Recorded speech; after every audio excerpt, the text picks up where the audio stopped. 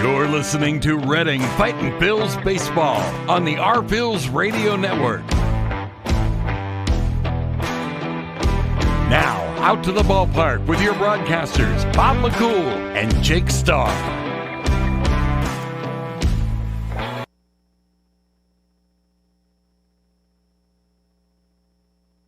Phillies and the Harrisburg Senators getting set to begin Game 4 of the 6-game stand. The Phillies now needing to win out the rest of this series to try and come up with a split after dropping last night's game by a final score of 9-5. This is the pregame show brought to you by Mike's Sandwich Shop. 6:45 is first pitch for tonight.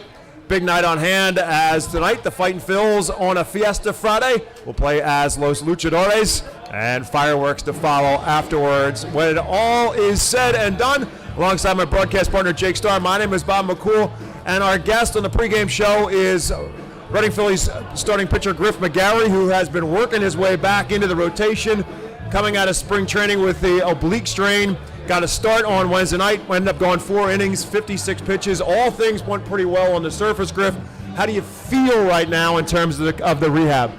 Yeah, man, I feel great. They did a great job down in Clearwater, getting me healthy. Appreciate the entire rehab staff down there, getting me right. Body and arm have been feeling pretty good so far, so just looking forward to kind of building off, how I've started off the year. There has to be an element of patience, obviously, in this, and how has that piece of the puzzle worked for you? Because I know, obviously, the competitor wants to get going right away, and they're telling you you're only allowed to throw X amount of pitches, and you're probably thinking, I can go longer. Yeah, I mean, for me, it's just, being back with these guys and this team. That's what I was looking forward to most. Just being back in a baseball environment, watching games every day, seeing my guys compete out there. I think that's what's most important to me. And, definitely got to be a little bit patient. It's a slow build-up, but I kind of anticipated that coming into it, so I knew what I was getting into. And to segue off that, you mentioned being back here in Reading for another season. Talk about that experience coming up to Reading last year, and how was it just with the team here, but also with the environment, the fans, and everyone? Yeah, I mean, baseball town's a special place. I saw it from day one. The fans are into it. It's a pretty historic stadium. It's pretty cool. This year I love the guys in the clubhouse, love the staff, so it's been really enjoyable so far, and I'm really enjoying it. Wednesday night in the pregame show, we talked with Al Padrique. Last night we talked with your catcher Max McDowell. Both of them used the same exact words independently of each other about your stuff. They both said the word electric. I don't know exactly how that translates from your perspective, but what is it about your stuff from your perspective that you think could be effective and get out eventually major league hitters? I think a lot of times in baseball, I feel like what can allow a guy to have success is a unique pitch.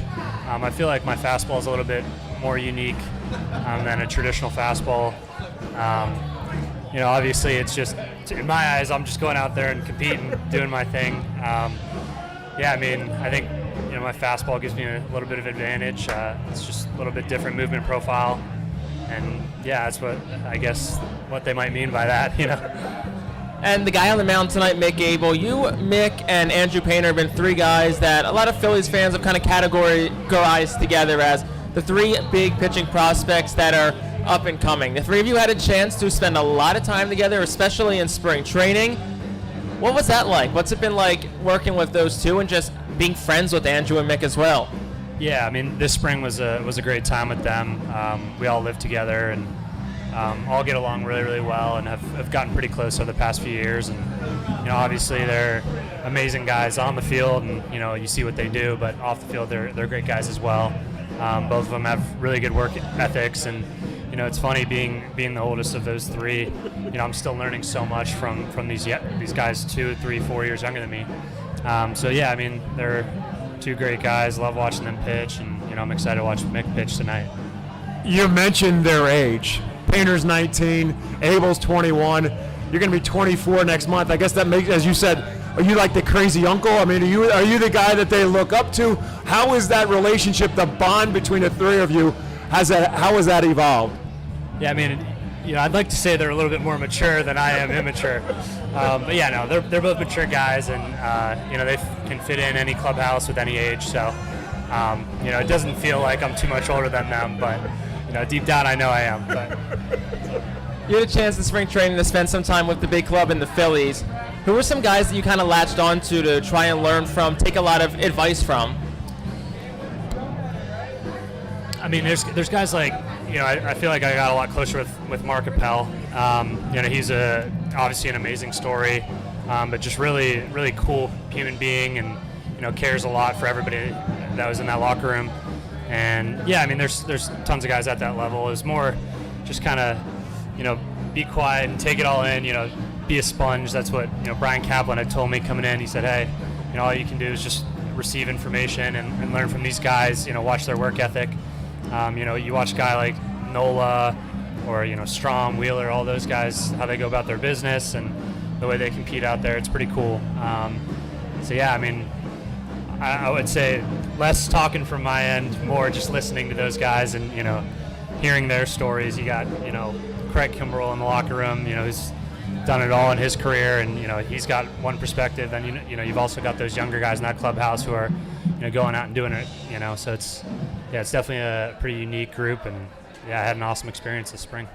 Just to follow up on Jake's question, talking with Mick Abel after that, when he was first here at the beginning of the season, he made reference to the fact that he was able to talk to some of the hitters and learn some things from the hitters as to what they were seeing. Now that was a kind of a different twist on it. Obviously, you want to talk to a Nola and a Wheeler and find out what the veteran pitchers have to say. But he was looking at it from the perspective of, here's what the hitters are seeing, and these are major league hitters, the guys I want to get out someday. So he's learning as much from what the hitters are telling him as much as what his fellow pitchers are saying. Yeah, definitely. Especially in those early live at-bats when we first got there. We're facing all those guys up on that team, and a lot of them, after you face them, you come out, you're in the dugout, and they're like, hey, I love this, like that was pretty hard to see coming out, or like, hey, keep that 3-2 count to go to that changeup, like that's a good pitch, be confident in that. So yeah, I think those guys want to see everybody succeed, and definitely are willing to provide feedback, especially even though I'm on the minor league side, they're still willing to help me out, and that's pretty cool. Throughout your time in the Phillies organization, you've also had a little bit of experience pitching out of the bullpen. It's a question we asked Tyler Phillips and Ethan Lindell a couple of weeks back too. How does that mindset change from days where you're starting versus days where you're in the bullpen, where you kind of have to be ready at any moment? Yeah, I mean, it's less on your own pace. It's more on the pace of the game. So you got to be able to really control your adrenaline, control your body a little bit more coming into that game, especially in a big situation. It's definitely a little bit different than starting, but I enjoy doing both. Both kind of have their own individual positives. So yeah, they're pretty cool. Just to backtrack a little bit, in the offseason, Dave Dombrowski pretty much said flat out that he expected the fifth starter to Phillies rotation in 2023 to be one of his young pitchers, and just things didn't work out that way. Your injury, Andrew Painter's injury, Bailey Falter just didn't get it done. But I'm just curious, from your perspective, did that change anything for you in the offseason as to how you prepared for this season?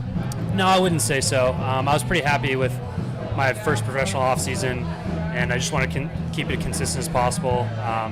Down in South Florida, working out at Cressy Sports Performance, and really enjoyed it there. Just wanted to come into spring training healthy and make sure I was ready to go, and I felt that way. And unfortunately, towards the end of the spring, I had that small injury, but I'm feeling good now, and just want to build off how I've started this season. Contrary to the other two, you were drafted out of college. That experience pitching at Virginia, what did you take away from that maybe makes you feel like you're in a really good spot when you entered your professional career? Yeah, definitely. I think, playing collegiate baseball, you're just kind of put on a bigger stage. So I think that's a good introduction to professional baseball. It's definitely a little bit different, but the lessons, the values, everything that you learn in college from the organization or program you're in, I think it goes a long way. And I'm grateful for my time at Virginia. I feel like I learned a ton about how I need to carry myself in the weight room, in the training room, off the field. All those things I think prepare you well for professional baseball, and you're in more of a group element in college, and you spend a ton of time together. Here it's a little bit more individual. Obviously you spend time with guys at the field, but I think being able to function and do everything you need to be doing off the field, I think is important. And I learned a ton there, and I'm grateful for my time there. You're listening and watching the pregame show. Again, the Fightin' Phils and the Harrisburg Senators tonight. Our guest is Phil's pitcher, Griff McGarry.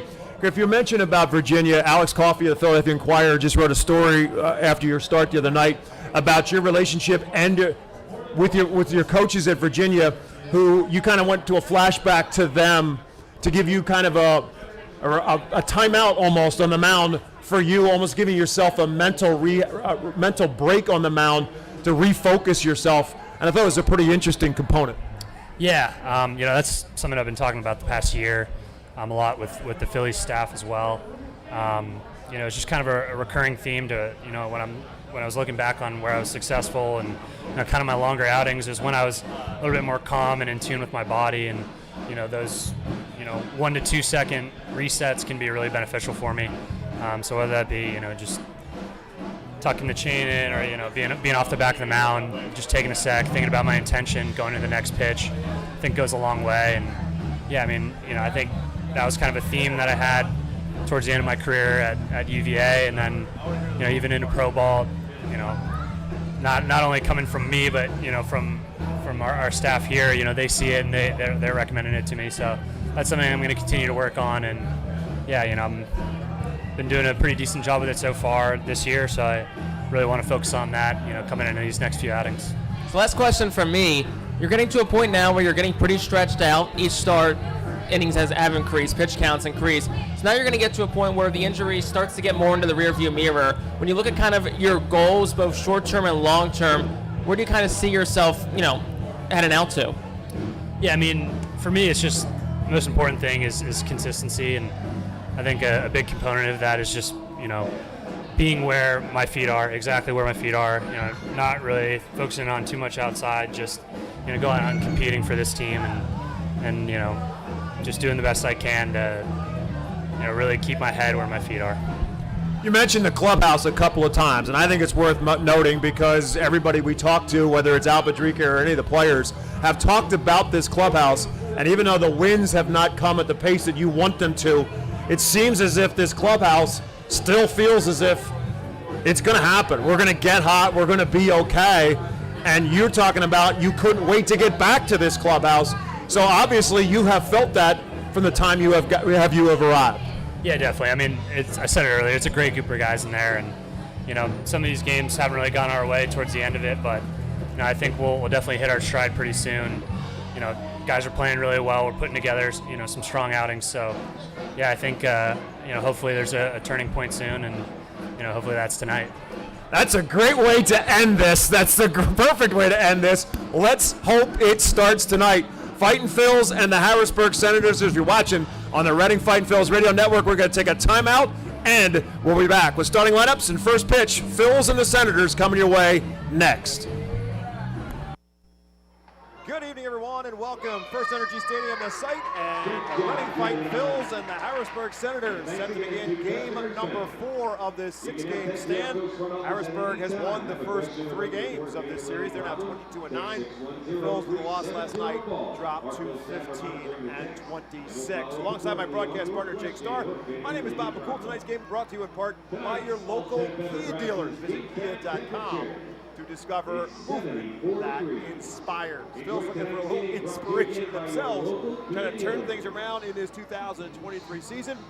They will face this lineup by the Harrisburg Senators, brought to you by Golden Oaks Landscaping. Robert Hassel right back in that leadoff spot for the Senators. He's in center field. Batting second is left fielder Blake Rutherford. Batting third tonight, Donovan Casey. Batting in the cleanup spot is Frankie Tostado. Batting fifth is Yasel Antuna. He'll be the designated hitter for the Senators. Leonel Valera is batting sixth. Batting seventh, Brady Lindsley. Batting eighth is Jose Sanchez. And batting ninth is Jackson Clough. They will be facing right-hander for the Fightin' Phils, Mick Abel. Making his 8th start of the year, 2-2, a 4.50 ERA, 30 innings pitched, 20 hits allowed, 16 walks, 32 strikeouts. Opponents hitting 183 against. First pitch over for a called strike. So if you watched our pregame show or heard our pregame show, you heard from the number 3 prospect, Griff McGarry, who pitched on Wednesday night in the Phillies organization. Now the number 2 prospect on the mound tonight for the Phillies. Here's his 0-1 pitch to the plate, swing and a miss to Hassel, and he quickly works ahead of Robert Hassel. No balls and 2 strikes. Hassel at 308 on the season. It's 5 for 14 so far on the season. Mick Abel ready to go, and Hassel calls an early timeout to get himself set in the box. Our EPAW game time temperature is 72 degrees, a little bit of a breeze at 6-7 miles an hour. As Hassel slaps one out of play to stay alive. Wind blowing from left to right here at FirstEnergy Stadium. Sun splashed skies. Looks like another beautiful night for baseball here in Baseball Town. Mick Abel. 0-2 pitch. Curveball and a beauty, strike 3. Excellent sequence between McDowell and Mick Abel.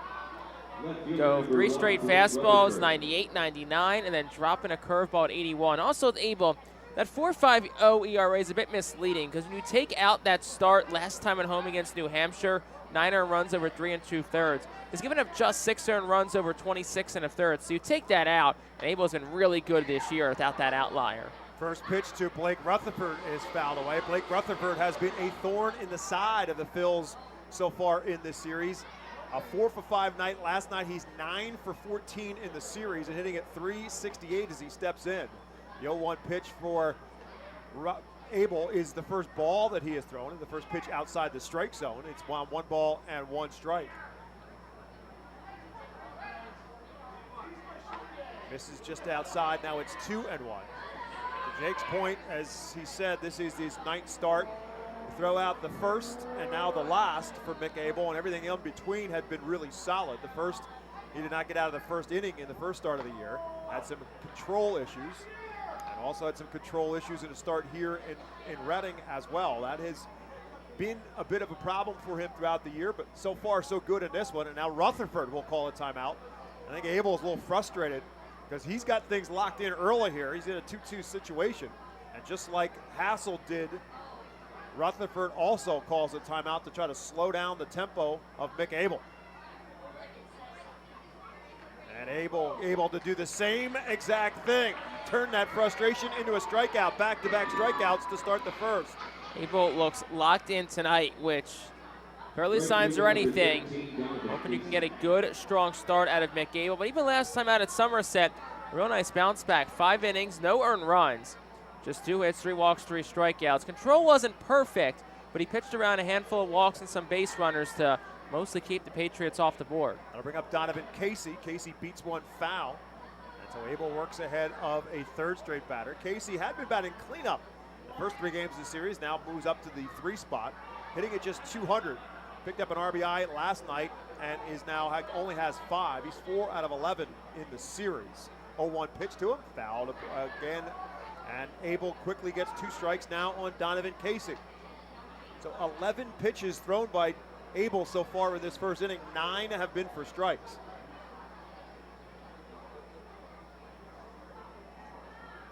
And here's his 0-2 pitch. That one's up high, tries to get him a chase. Hits the triple-digit mark on the radar gun here at FirstEnergy Stadium. Spots 100. Draw some oohs and ahs from a crowd that continues to file in tonight. Now he'll come with his 1-2 pitch. Swing and a miss, strike 3, and a pretty good start for Mick Abel. Strikes out 1, 2, and 3 in the Senators lineup. We'll come take a break, and we come back and Ready Fight Phil's Radio Network. The Fightins will bat for the first time tonight. The Louisiana Swamplands. Out here, you're either lunch or you're enjoying it. Make sure you end up on top with the all-powerful lineup of Kia SUVs, like the Telluride, Sportage, and Sorrento, equipped with available all-wheel drive, higher ground clearance, and the interior capacity to bring everything you need, so you'll always remain more than a gator's length ahead. Visit your local Kia dealer today to find your next adventure in our ever-capable lineup of SUVs. Kia, movement that inspires. Call 800-3334-KIA for details. Always drive safely. The Louisiana Swamplands. Out here, you're either lunch or you're enjoying it. Make sure you end up on top with the all-powerful lineup of Kia SUVs, like the Telluride, Sportage, and Sorento, equipped with available all-wheel drive, higher ground clearance, and the interior capacity to bring everything you need, so you'll always remain more than a gator's length ahead. Visit your local Kia dealer today to find your next adventure in our ever-capable lineup of SUVs. Kia, movement that inspires. Call 800-333-4KIA for Time for us to take a look now at the Golden Oaks Landscaping starting lineup for Al Patrique's Reading Fightin Phillies tonight. Madison Stokes back in that leadoff spot in right field tonight. Carlos De La Cruz bats second. He's designated hitter tonight. Johan Rojas is batting third. Ethan Wilson, cleanup. Batting fifth is one of the hot hitters in the Phillies lineup, Nick Podko. Batting sixth is Oliver Dunn. Batting seventh is Max McDowell. Batting in the eighth spot, McCarthy Tatum. And batting ninth is Cam Cannon. They'll be facing right-handed pitcher for the Senators, Jackson Rutledge. Rutledge, who is a high-ranked prospect as well within the Nationals organization, comes in at number 11. His ace start, 4-1, a 2.72 ERA, 30 hits allowed, 37 strikeouts, and 14 walks over 39 2/3 innings pitched. Opponents hitting .214 against him, so we got ourselves an excellent pitching matchup on this Friday night. Madison Stokes will start things, and he swings and fouls one out away. Mick Abel, the first-round pick of the Phillies in 2020, the overall number 15 pick. Jackson Rutledge, the first-round pick of the Washington Nationals the year before in 2019, the overall number 17 pick. Here's a slow roller left side of the infield, and a nice play and a charge by Jose Sanchez. And his throw across the diamond is just in time to beat Madison Stokes for out number one. Nice play by Sanchez, gets a start at third base tonight for Harrisburg. Slow roller by Stokes, busted it up the line, but Sanchez, an excellent play on the run. Here is the rest of the defense for the Senators. Blake Rutherford in left, Robert Hassel in center, Donovan Casey is in right. Frankie Tostado is at first base, Jackson Clough at second tonight. He was at shortstop last night. Leonel Valera gets his first start of the series. He's at shortstop, and as we just told you, Jose Sanchez is at third. Blake Lindsley behind the dish for Rutledge as he faces Carlos De La Cruz, and he misses on two straight to De La Cruz to fall behind. Carlos at 272 on the season, 8 doubles, team high 9 home runs and 21 RBIs. 4 for 13 so far in this series against the Senators. 2-0 pitch to him. He's up high again. It's 3-0. Phil's playing in the Los Luchadores uniforms tonight on a Fiesta Friday. Yellow and black uniforms with the shield on the front of them. 3-0 pitch to De La Cruz is over for a called strike. 96 on the radar gun from Rutledge. Pure Fenny unique uniforms. Reading wears in their Harry Potter jerseys tomorrow night to celebrate the Wizards and Wand celebration. Here's another ball down to Sanchez. This one a much harder hit ball, but an easier play for Sanchez. On the backhand stop and a throw across the diamond. 2 up and 2 down for the Phils here in the first. Here comes a guy in Johan Rojas, who it seems like the bat is finally getting going again. Missed a little bit of time with a ankle injury a couple of days in the New Hampshire series, but since he came back, felt like his timing was a little bit off. But these last couple of nights, especially this series where he's hitting .333, it certainly seems like it's back. A 2 for 4 performance last night, including a double and a triple. At 280 now on the season. And the first pitch from Rutledge is a curveball and a good one, and it's strike one to Rojas. Rutledge features a fastball that hits around 94 to 96, a curve, a slider, and a changeup. The slider is perhaps his best pitch, and Rojas rips one into left field and will drop for a base hit. Rojas makes the big turn. He'll lock it up as Blake Rutherford gets it in on a hop, and Johan Rojas stays hot. Well, Rojas, like you said, is rolling right now. Nice job by him. Holds up at first base. Good job by Rutherford in left field to get over and cut that ball off. Corrigan head of the wall of 2 outs. Want to play it safe, stay on first. Here's Ethan Wilson swinging another hot bat right now as of late. See if he can find a way to drive a gap. Wilson 2 for 3 last night, average back up to 291 now as he settles in. And Rojas, who has to be guarded, will draw a throw. Johan leads the Phils in stolen bases with 15. He was a country mile off the first base back, too. The outfield plays Ethan Wilson around the other way as a left-hand hitter. He pulls one down the line. Johan Rojas could probably walk home. There's an off-speed pitch that Wilson cannot time up, and no balls and a strike now to Wilson. Again, the fastball considered by scouts for Rutledge one of his better pitches, but the slider his best. Rojas again inching off the bag. A 1 pitch is up high with the fastball. And now it's 1 ball and 1 strike to Ethan Wilson. Wilson and Dunn, 2 left-handers in the Phils lineup. On the flip side of it, Delano DeShields, the manager for the Senators, has 6 guys who will bat left-handed against the right-handed pitching Mick Abel. This one lifted straight up in the infield. Second baseman Jackson Clough says, I have it. He's got to wait a while. That was up there for a long time, and eventually comes down for out number 3. For the Phils in the first, no runs, a hit, no errors, 1 left after 1 in Baseball Town. Senators nothing, Phils nothing.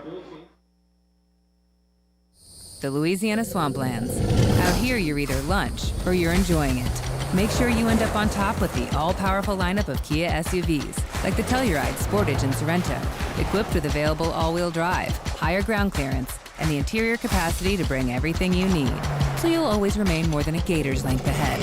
Visit your local Kia dealer today to find your next adventure in our ever-capable lineup of SUVs. Kia, movement that inspires. Call 800-3334-KIA for details. Always drive safely. The Louisiana Swamplands. Out here, you're either lunch or you're enjoying it.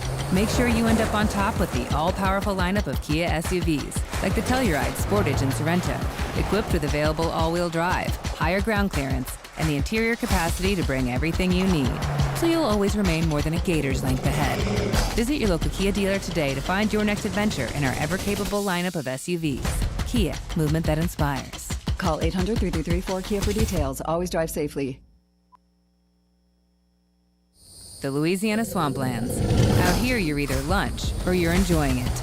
Make sure you end up on top with the all-powerful lineup of Kia SUVs, like the Telluride, Sportage, and Sorento, equipped with available all-wheel drive, higher ground clearance, and the interior capacity to bring everything you need, so you'll always remain more than a gator's length ahead. Visit your local Kia dealer today to find your next adventure in our ever-capable lineup of SUVs. Kia, movement that inspires. Call 800-3334-KIA for details. Frankie Tostado will lead things off for the Senators. It'll be followed by Yasel Antuna and Leonel Valera facing Mick Abel. There are good starts, and there's what Mick Abel did in the first, which is throw a bunch of strikes and strike out the side. As we start here in the top of the second in a scoreless tie. First pitch, Tostado. One straight back. A little bit to our left. And sitting, speaking of our left, for the hero, a couple of heroes for the 1980 World Series in attendance tonight. Dickie Knowles in attendance tonight. Sitting to our left is former Reading Phil, and of course Philadelphia Philly Hall of Famer Larry Bowa here checking things out with Reading. As Mick Abel gets ahead of Frankie Tostado, no balls and 2 strikes. Larry Bowa definitely a frequent visitor here in Reading. Him and Charlie Manuel make often visits to Baseball Town. 0-2 pitch lined into center field for a base hit. Frankie Tostado gets the Senators' first hit of the ball game and his 4th hit of the series. He's a leadoff base runner for Harrisburg here in the second. That's one of those where Tostado was basically swinging on fastball all the way. If Abel pulled the string on him, and you tip your cap, but Abel gives him a fastball a little bit up, and he's able to get a barrel on it and drive it back towards the middle. That'll bring up Yasel Antuna. Antuna 1 for 9 in the series. First pitch to him is a breaking ball that's a bit low, ball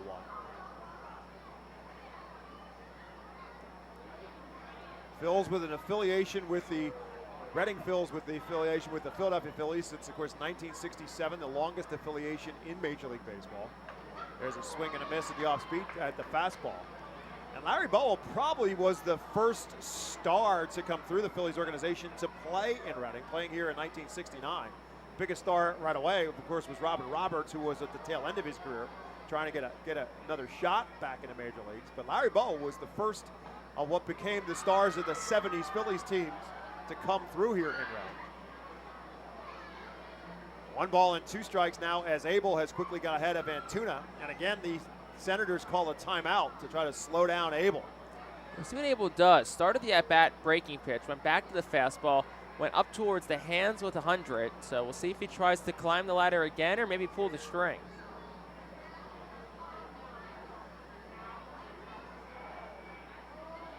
Swing and a foul tip that Max McDowell holds onto for a strikeout. The 4th for Abel, the first out here in the 2nd. I mean, so being able to throw 100 is great, but being able to locate it is a whole nother thing, and a nice job by Abel bouncing back after the Tostado hit because he left a upper 90s fastball too much fat of the plate. That last one brushes it off towards the outside corner, gets Antuna to swing through it. Good adjustment by the righty Abel. So Leonel Valero will bat now, playing the first game of the series for Valero, hitting at 194 on the season as he steps in, and the first pitch to him is another called strike from Abel. Abel, as we've been talking about, 95 plus on the radar gun. Excellent slider to go along with a curve and a change in his repertoire. A ball's in a strike, fouled straight back on the 99-mile-an-hour fastball from Abel. Now watch Mick Abel pitch. I always think back to the interview we had a couple weeks ago with Max Coons and talking about Mick Abel, and he said it's the easiest throwing 98 I've ever seen in my life. Mick Abel, 6'5" and very long and fluid. Comes with his 0-2 pitch. Checks his swing and does not do so as he goes around, and another strikeout for Abel. 2 down now in the 2nd. 5 outs, 5 strikeouts. Well, we haven't set the defense for Mick Abel behind him because they haven't needed any. Ethan Wilson is at left. Johan Rojas is in center. Madison Stokes is in right. Nick Podkol's at first. Oliver Dunn at second. Cam Cannon is at short tonight. McCarthy Tatum at third. And Max McDowell is behind the plate. It's been Abel and McDowell so far. 5 up, 5 strikeouts, and a man on first, and 2 down here in the 2nd for Brady Lindsley. First pitch to him is a ball. Only the 2nd time that Abel has not started a batter with a strike.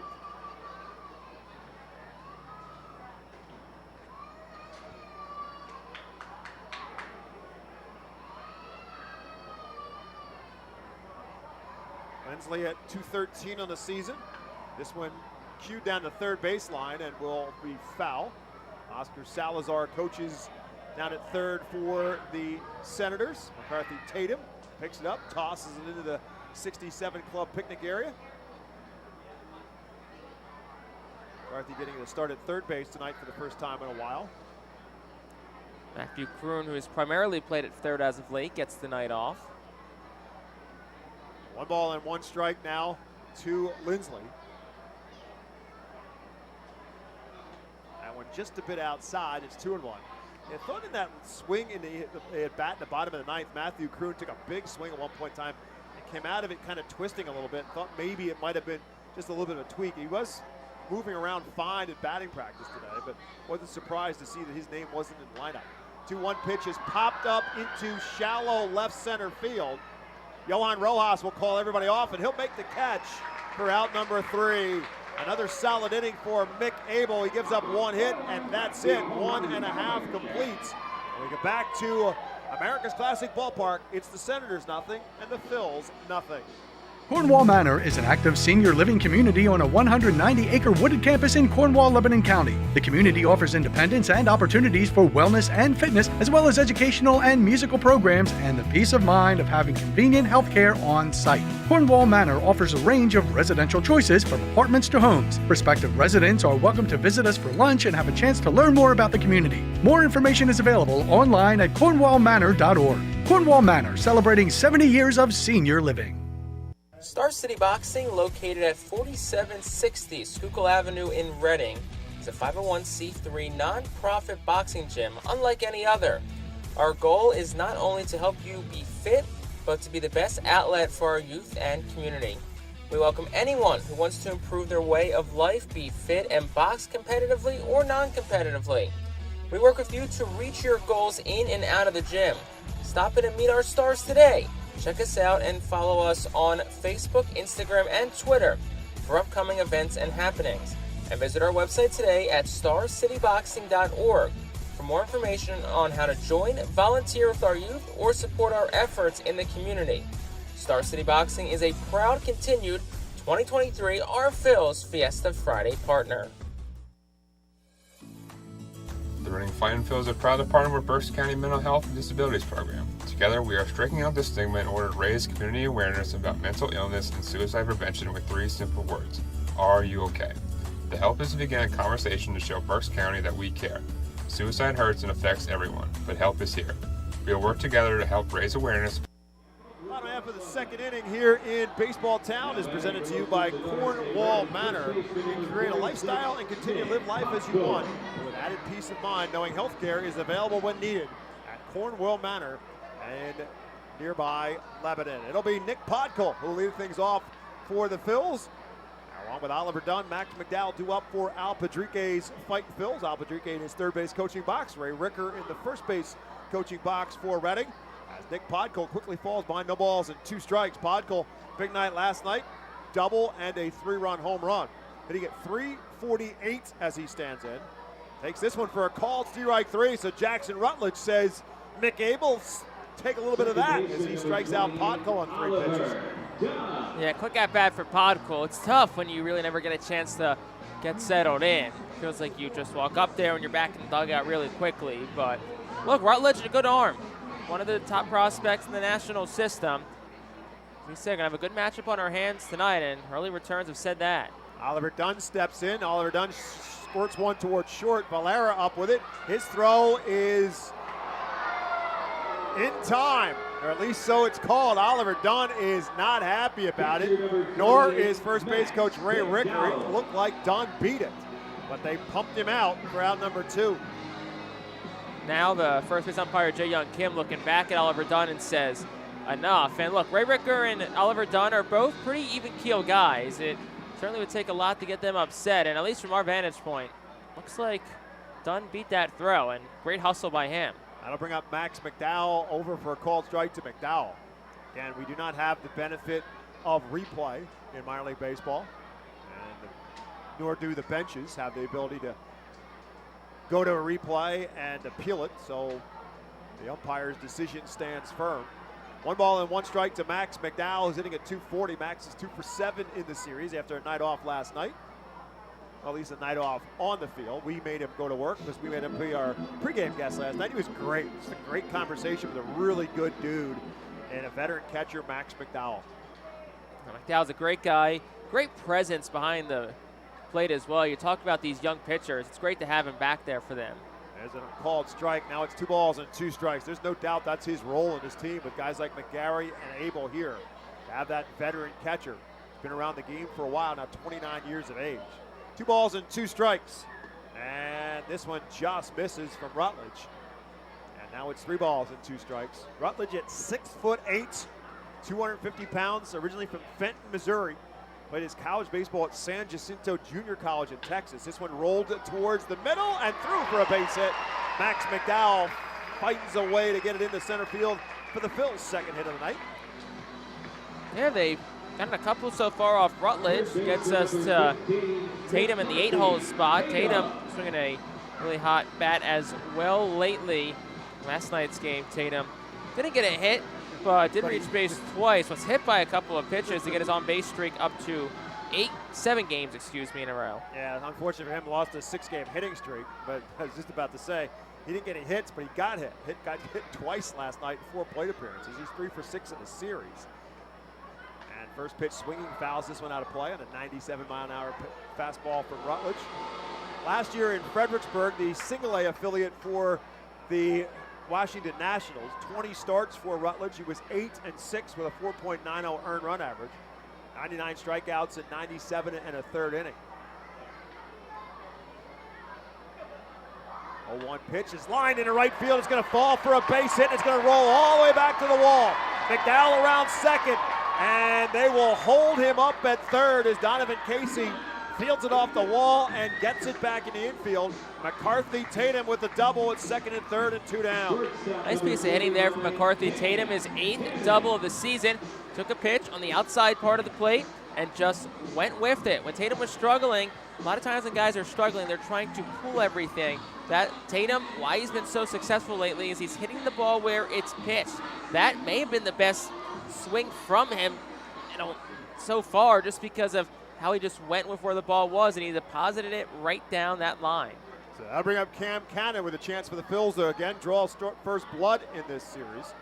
With 2 on and 2 out. Cannon takes the first pitch, and there's that slider, a good one for a called strike one. Cannon at 267 on the season. He's got 7 RBIs. Was very hot for a while, then ended up with a hamstring issue that sidelined him for a while. Now trying to regain that stroke since coming back. 0 for 8 in this series, and he fouls that one straight back. So Rutledge quickly gets ahead of Cam Cannon, no balls and 2 strikes. Madison Stokes in the top of the order in the on-deck circle for the Phils if Cannon can get on board. Max McDowell at third, he singled. McCarthy Tatum at second, he doubled. 0-2 pitch. Reaches for it and pops it up in the infield. Jackson Clough, the second baseman, will call for it, squeeze it for the third out, and the Phils leave some men on board.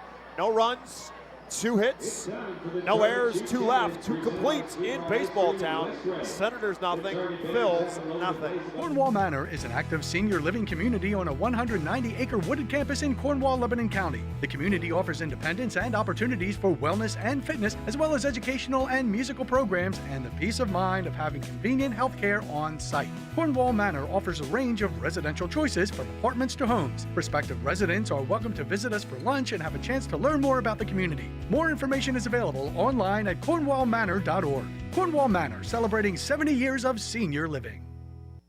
The Fightin Phils know who to call for trash and recycling services. A proven winner, JP Mascaro & Sons. The industry leader for over 50 years. Trust the familiar Mascaro Blue Elephant to provide dependable, quality service for your home or business. That's JP Mascaro & Sons, one of the top companies in its industry. Trash and recycling services for home, business, and industry. We are hiring and have open positions in Berks County. Check our website for open positions at jpmascaro.com or call 1-888-MASCARO. JP Mascaro & Sons, ready to serve you. Every time you grab an ice-cold 20-ounce Pepsi, you'll find a Pepsi emoji on the side of the bottle. So while the Pepsi delivers this, the Pepsi emoji delivers this.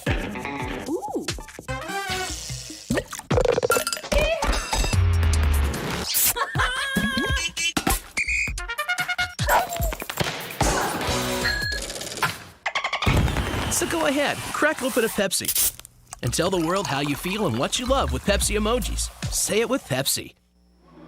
Established in 1928, the Manor Golf Club is one of the oldest public courses in eastern Pennsylvania. Located between Philadelphia, Lancaster, and Allentown in Sinking Spring, the Manor Golf Club offers a true test of golf on traditional championship-style golf course where shot making takes precedence over length. Visit themanorgolfclub.com for more information. Alongside Jake Starr, my name is Bob McCool. Reading Fightin Phils, Harrisburg Senators in a scoreless tie. Jose Sanchez drives one into left field. Backing up is Ethan Wilson and fights a little bit of breeze and makes the catch for out number 1 here in the third. That was the complete definition of a Major League pop fly. Sanchez hit that one up the elevator shaft, and I mean like the elevator shaft in the Empire State Building or the Sears Tower with how high that one was. Nice job by Wilson fighting a little bit of a breeze to get under it, but you know, those ones, yes, they're routine plays, quote unquote, but when they're hit that high and the wind's swirling around, hey, it can be tough to make. That'll bring up Jackson Clough. He had a big night last night. It was a big part of that comeback for the Senators. If you miss it, Phils took a 5-2 lead into the ninth last night before they gave up 7 runs in the ninth, ended up losing it 9-5, and Clough got it started and finished it off. Started it with a walk, came around to score the first of those 7 runs, and had a 2-run triple to finish off the scoring, batting twice in the inning. As Mick Abel working him to a 1-ball-and-1-strike count.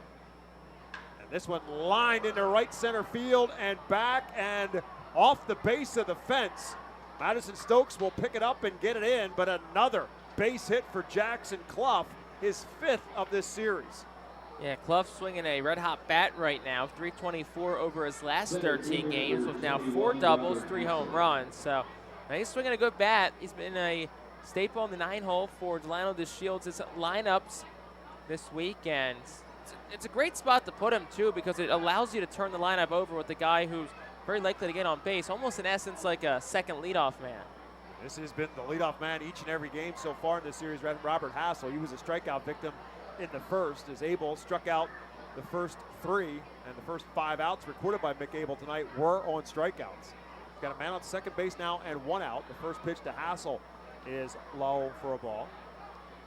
Lest we forget, the crazy hot dog vendor doing his thing before the bottom half of the second inning. And his attempt to reach us was rejected by the safety net like Dikembe Mutombo as he made his throw. This one is just a bit inside again to Hassel. 2 balls and no strikes now to Robert Hassel. Take a little finger wag like Dikembe Mutombo does. No, no, no, not today.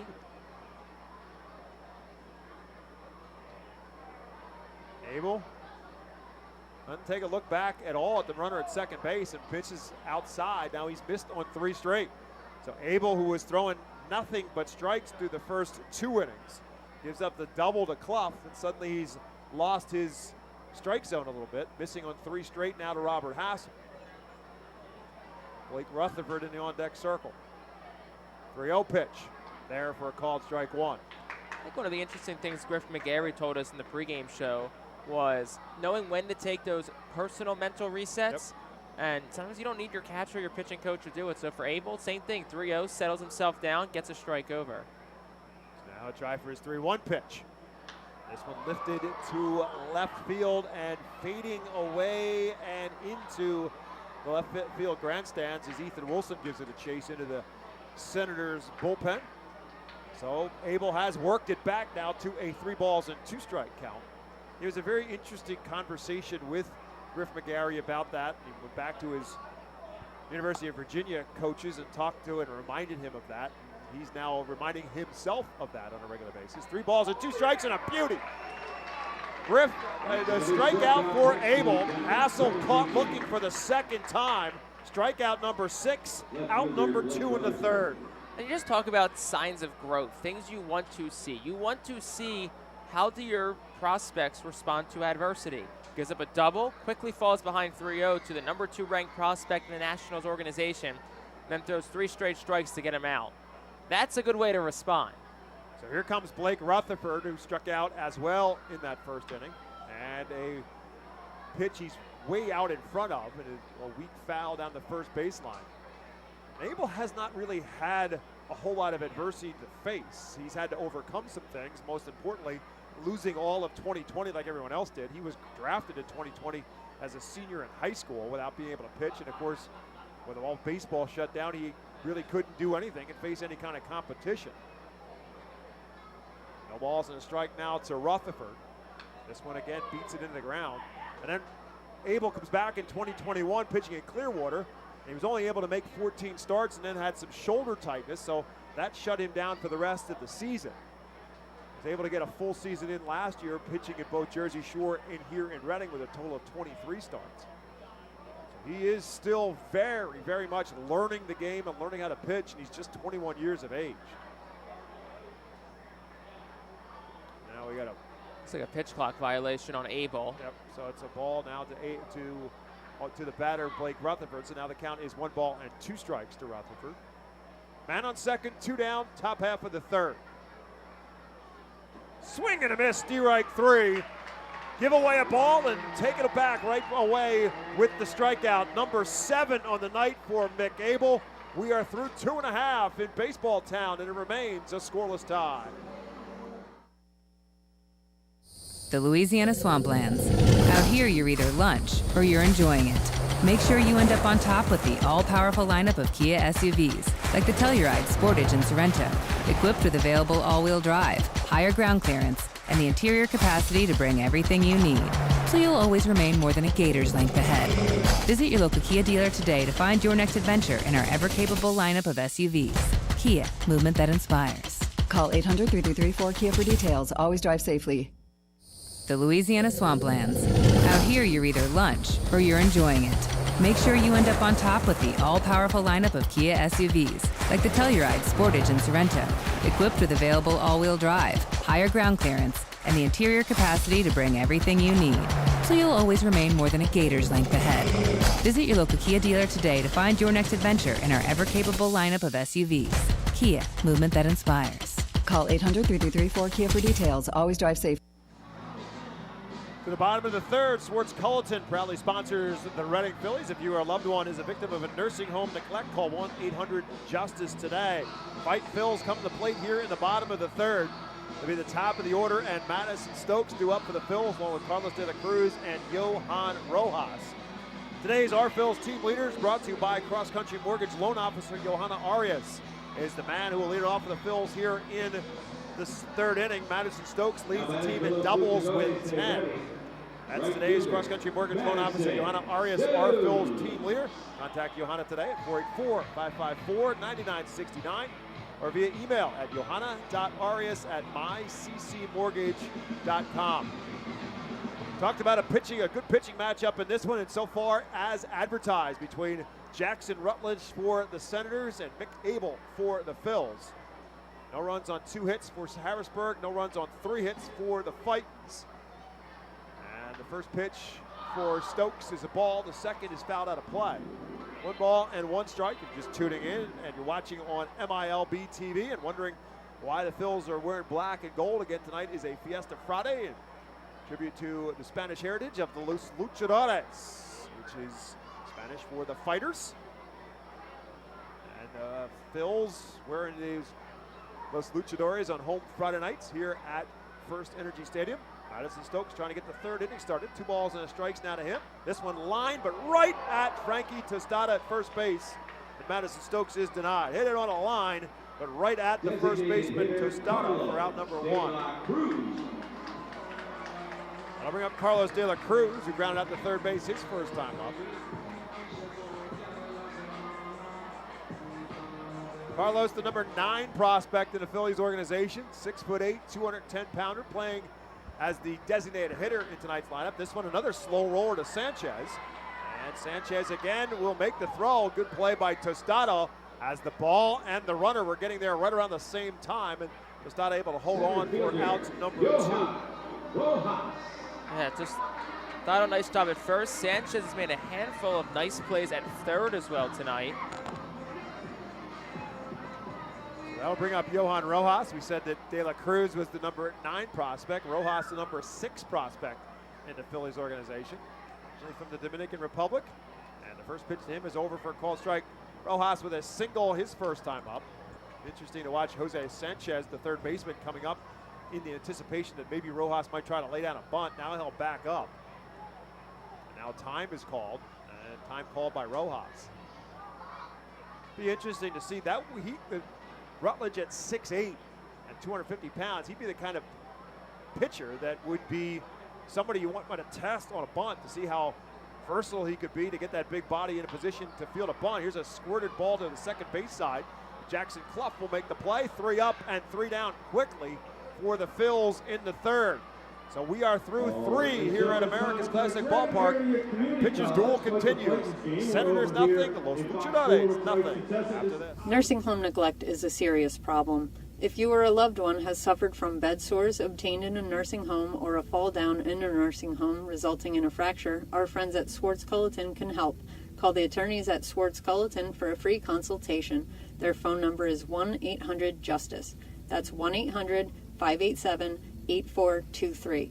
Once again, call 1-800-JUSTICE today. Swartz Culleton is a proud sponsor of the Reading Fightin' Phils. Are you looking for a reliable food distributor to meet all your culinary needs? Look no further than our trusted team at Feaser's Food Distributors. For over 120 years, our products have been sourced from the best farms and suppliers, ensuring that you get the best ingredients for your restaurant or organization. From fresh produce to premium meats, Feaser's supplies everything but the appetite. Visit Feasers.com today to experience the difference in working with a top-tier, family-owned food distributor. Feaser's, your partner for success in the kitchen. Looking for a fast and hassle-free way to get your snacks and non-perishable groceries? Look no further than FeasersDirect.com. With just a few clicks, discover the convenience of having your culinary essentials ready for a pickup at our headquarters in Harrisburg. The Reading Fightin' Phils are pleased to present you with their classic game program, all electronically. This program has information on the coaching staff, player roster, and front office staff. It also includes feature stories and alumni reports on all of your favorite guys who spent time in baseball town. Now batting for the Senators, right fielder Jonathan. To the top of the fourth we head in a scoreless tie. And time for Jake Starr to take over play-by-play. Thank you very much, Bob. Top half of the fourth, still a scoreless ball game. McAble steps back out on the mound. Already 7 strikeouts to his name here in inning number 4 of work. Donovan Casey, the first batter he faces, and the first pitch is over there for a called strike, 0-1. Abel's season high strikeouts is 8. Did that on May the 5th at Hartford. Here's the 0-1. 0-2 as that one gets over the plate. Abel at 8, also a season high for a starting pitcher for Reading this year. So coming in on some in-season highs, Abel is amongst our Phil's starting pitchers. Has Donovan Casey down to the count, 0-2. Righty kicks and deals. Swing and a miss, make that 8 strikeouts tonight for McAble. By the way, it's only the 4th inning, 1 out. So there's been 10 outs recorded, 8 via the strikeout, and a couple of flyouts. Here comes Frankie Tostado. And again, because it's an issue with McAble in the sense of what he has accomplished so far this season, walks have been a problem. He was only really in danger of walking one batter. That was Robert Hassel. First pitch. Tostado takes a slider in tight for a ball, 1-0. With that was after the double by Jackson Clough in the last inning. He fell behind Hassel 3-0 and then came back and struck him out. 1-0 from Abel. Swinging a drive, hit out towards right. Going back is Stokes, and he'll just watch it fly over the fence, and it's long gone. Frankie Tostado is 6th home run of the season. 381 feet, 109 off the bat.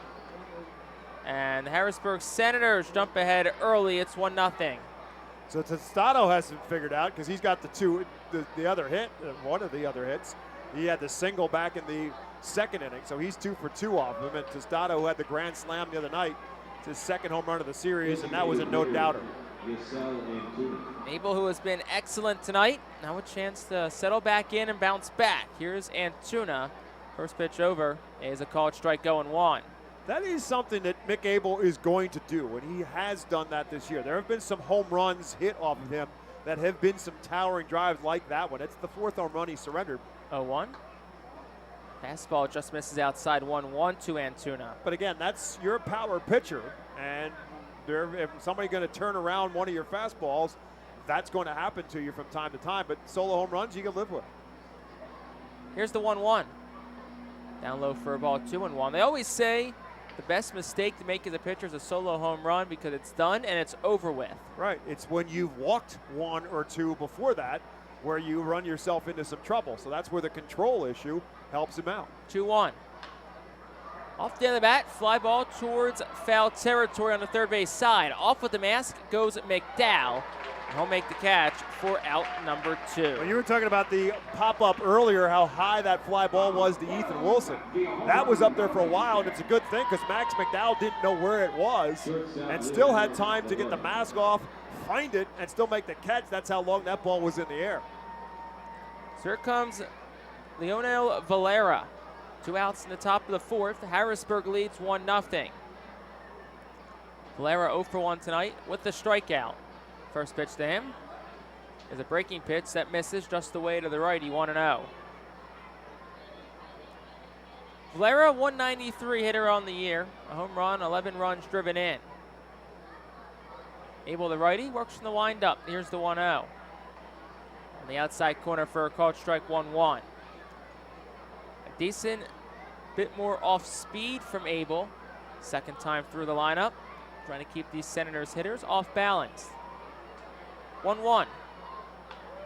That one sliced foul to the right side out of play. Count goes 1-2. And Abel's 1 strike away from getting out of this inning and for strikeout number 9 tonight. The other thing that I like to see, again, you watch body language sometimes of how players respond. And Mick Abel, after that long home run, there's no hanging in the head. He's just, all right, give me the ball. Let's get back at this. Pitch number 53 on the outside corner. Called strike 3. Make that 9 strikeouts tonight for Mick Abel to retire the side.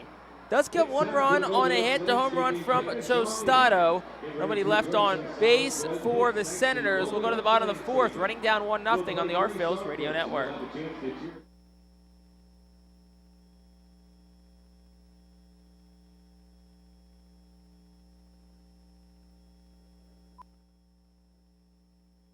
the Louisiana Swamplands. Out here, you're either lunch or you're enjoying it. Make sure you end up on top with the all-powerful lineup of Kia SUVs, like the Telluride, Sportage, and Sorento, equipped with available all-wheel drive, higher ground clearance, and the interior capacity to bring everything you need, so you'll always remain more than a gator's length ahead. Visit your local Kia dealer today to find your next adventure in our ever-capable lineup of SUVs. Kia, movement that inspires. Call 800-3334-KIA for details. Always drive safely. When the Reading Fightin' Phils get hungry, we turn to our team feed partners. Special thanks to Chick-fil-A, Pizza Como USA, Railroad House, Why Missing Restaurant and Bakery, Jersey Mike's Subs, Mimo's Italian Restaurant and Bakery, Subway, and Clean Eats for making sure the Fightin' Phils front office is never hungry on game day. Our staff enjoys delicious meals from our team feed partners. Don't take our word for it. Find out for yourself today. The award-winning Reading Hospital Tower Health Pool Party provides an unforgettable night out with family and friends. Enjoy a baseball game while swimming in the 87-degree heated pool directly behind the right field home run wall. Plus 2.5 hours of all-you-can-eat buffet, photos, and autographs with the crazy hot... Bottom half of the fourth inning. Reading trails Harrisburg 1-0 as the middle third of the lineup is due up in this. Bottom of the fourth, Ethan Wilson will step in. First pitch from Jackson Rutledge. Home is a line drive in the right field, a base hit. Excellent piece of hitting by Ethan Wilson. Takes a fastball out over the plate into right field. And also this fourth inning is brought to you by your local Kia dealers. Discover what happens when rugged capability meets true performance. It's a perfect balance of quality, dependability, power, and style. Learn more at Kia.com. Kia, movement that inspires. Mentioned that Ethan Wilson had a couple hits last night. Certainly Al Padrique must have sensed that Ethan Wilson starting to get it back a little bit. He had dropped him a little bit in the order over the course of the last couple of games to the 5th and 6th spot. Put him back in the cleanup spot tonight, sensing that Ethan Wilson was about to maybe break loose a little bit. And there's a great sign as well. So here's the red-hot Nick Podkul.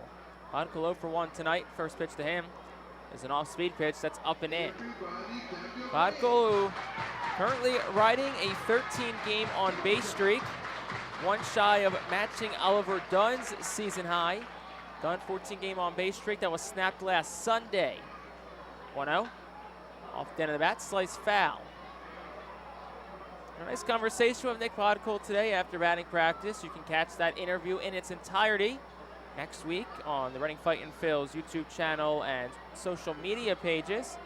Talked about just how he always stays ready for the opportunity. Throw back over to first. Wilson dives in safely. Podkul started off the season on the development list. Came off on April 20th and has not missed a beat. Reached base, as we said, 13 straight. Currently a 2-game hit streak, hitting .348 this season. Runner goes and stops, and Rutledge didn't realize it till too late, and Wilson is able to retreat back to first unscathed. Yeah, unfortunately for Ethan Wilson, Rutledge spun around, didn't know where to go with it, and allowed Ethan Wilson to get back, because he was going to be picked off. 1-1, and Podkul, a little excuse me swing, foul to the Phils dugout. Got Carlos De La Cruz and Johan Rojas bailing in the dugout. Rojas dove towards the gate that leads back to the self-preservation. Rojas sits just above the top step on the warning track dirt on the far side of the Fightin' Phils dugout. 1-2, Wilson goes. Pitch is swung on a miss for a strike. Throw to second is in time. Ethan Wilson tried a little bit of a swim move to get around the tag from Clough at second, but he is called out by third base umpire Paul Romer, so he's caught stealing. Nick Podkul down on strikes for the second time tonight. That'll bring Oliver Dunn to the plate as Lindsley behind the plate throws out his 12th base stealer of the year. He entered tonight throwing out 55% of would-be base stealers. First pitch to Oliver Dunn. Down low for a ball, 1-0. Yeah, you got to think that you're got to sense that this is obviously a pitcher's duel going on right now, and trying to generate some kind of offense by getting some runners going on the pitch. 1-0. Dunn slaps it foul, left side out of play.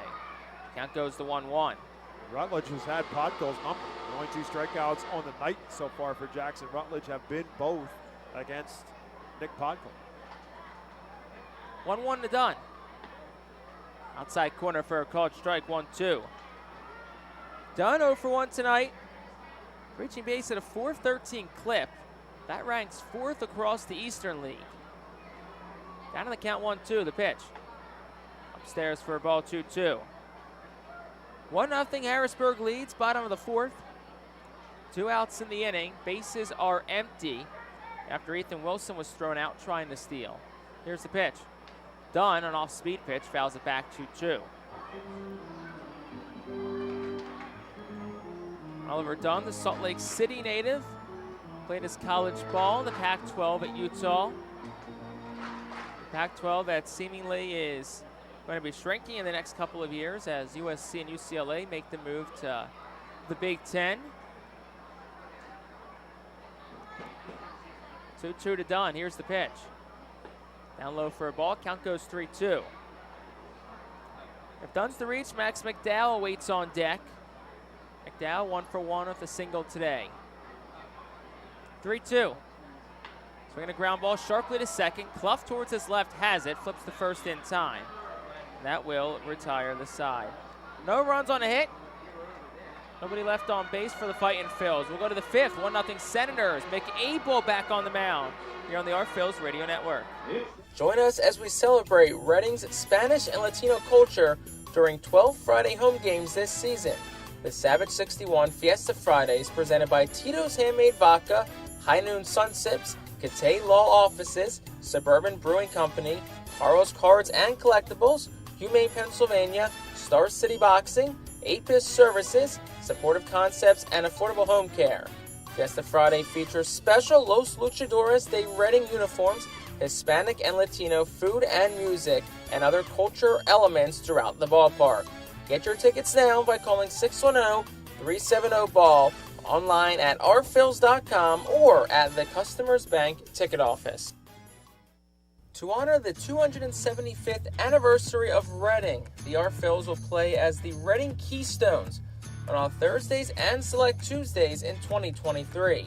Tuesdays are brought to you by Coatesville VA Medical Center. Join us for 11 Keystone Throwback Thursdays thanks to Burke's Career and Technology Center, H&F Heating and Cooling, and Rip It Baseball Town Charities batting cages. Come celebrate the 275th anniversary of Reading and enjoy some great baseball on Throwback Thursdays in 2023. Get your tickets now by calling 610-370-BALL, online at ourphils.com or at the Customers Bank ticket office. Top half for the 5th inning in a game that is flying by. Pitchers still on our hands as Harrisburg leads 1-0. We got fireworks tonight. This thing has to slow down just a little bit. Might not be dark yet for these fireworks to start the way this is rolling. Mick Abel back on the mound. He has the bottom third of the Harrisburg lineup. Abel already a season-high 9 strikeouts. Sits just 1 punch-out shy of matching a career high. Set that last year while playing for Jersey Shore. So Brady Lindsley settles in. First pitch to him is over the plate for a called strike, 0-1. Talk about this crowd. And there's still people filing in for this game, and it's already the top of the 5th inning. Here's the 0-1. Breaking pitch that bit too in. Count goes to 1-1. Lindsley 0 for 1 tonight. A fly out the center his first time up. Abel up to 55 pitches tonight. Has been incredibly efficient. 1-1. Fastball misses up and away to the lefty, 2-1. Abel, of course, the 15th overall pick by the Phillies in the 2020 draft. Number 2 ranked prospect, 2-1. Fastball that just misses off the corner. And the count goes to 3-1. We've seen Abel battle back from a previous 3-1 count. See if he can do it again. The pitch. Outside ball 4. That's the first walk issued by Abel tonight. And interesting to see Mick Abel kind of kicking around on the dirt a little bit. When he had that last outing here at FirstEnergy Stadium, and that was the night Dave Dombrowski was here, among others, to watch him pitch. And he was having control issues, and he was doing that a lot. It was in the area of his plant foot. And it's not the mound, it's where he's landing on that plant foot that is the issue, and his release point, he had himself a little bit out of whack that night, and control was a problem. First pitch to Jose Sanchez misses outside for a ball. Abel went to the off-speed slider, misses at 86. Righty works from the stretch. 1-0. Swing and a miss on another nice slider. Count goes 1-1. Sanchez 0 for 1 tonight. Get that towering fly ball to Ethan Wilson back in the top half of the third inning.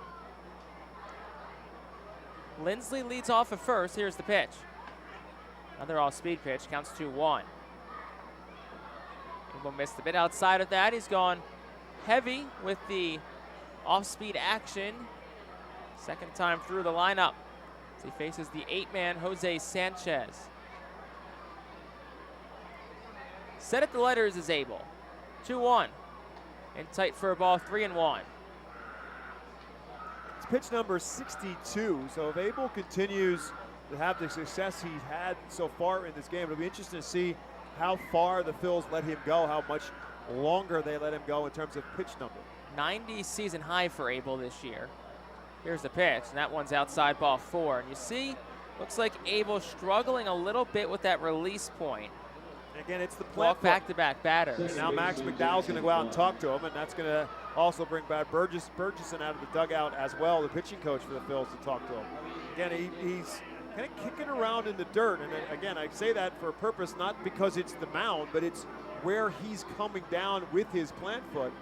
And when he's missing with the pitch, he's kind of kicking the dirt there that his plant foot is not in the right place, and he's missing with the pitch. And now he's walked back-to-back here to start this 5th inning as a result.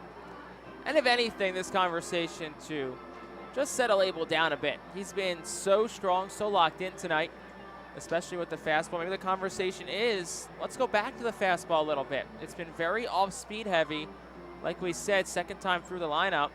But the fastball looks to be perhaps his best pitch tonight. So maybe that was the conversation. Get back to trusting your stuff. Get back to challenging these guys, because aside from the solo shot, it's been successful for the most part.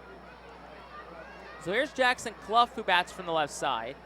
Fightin's look to turn 2. Abel kicks and deals, squares the bunt. He jabbed it on a pitch outside, so it's strike 1. Counts 0-1 to Clough. Clough has reached base tonight, 1 of 3 hits for the Senators. He doubled in the 3rd. Was eventually stranded there. Corners up for the Fightin Phils, anticipating bunt. Middle infield plays back. Here's the pitch. He squares again, gets it down. It's a beauty. Fielded by the third baseman, Tatum. He'll throw to first, and he'll overthrow the first baseman, Nick Podkuhl. That'll allow a run to score. And Brady Lindsley. Jose Sanchez advances the 3rd. Jackson Clough moves up to 2nd. We'll see what they rule it. Yeah, I don't know that was that bad of a throw. I think Nick Podkuhl certainly should have been able to catch it. So it's a base hit for Clough, and it's an E5. So second error of the year charged to Tatum. That scores the run. So it's 2-0 Senators. Runner on 2nd and 3rd. Still no outs here in the 5th.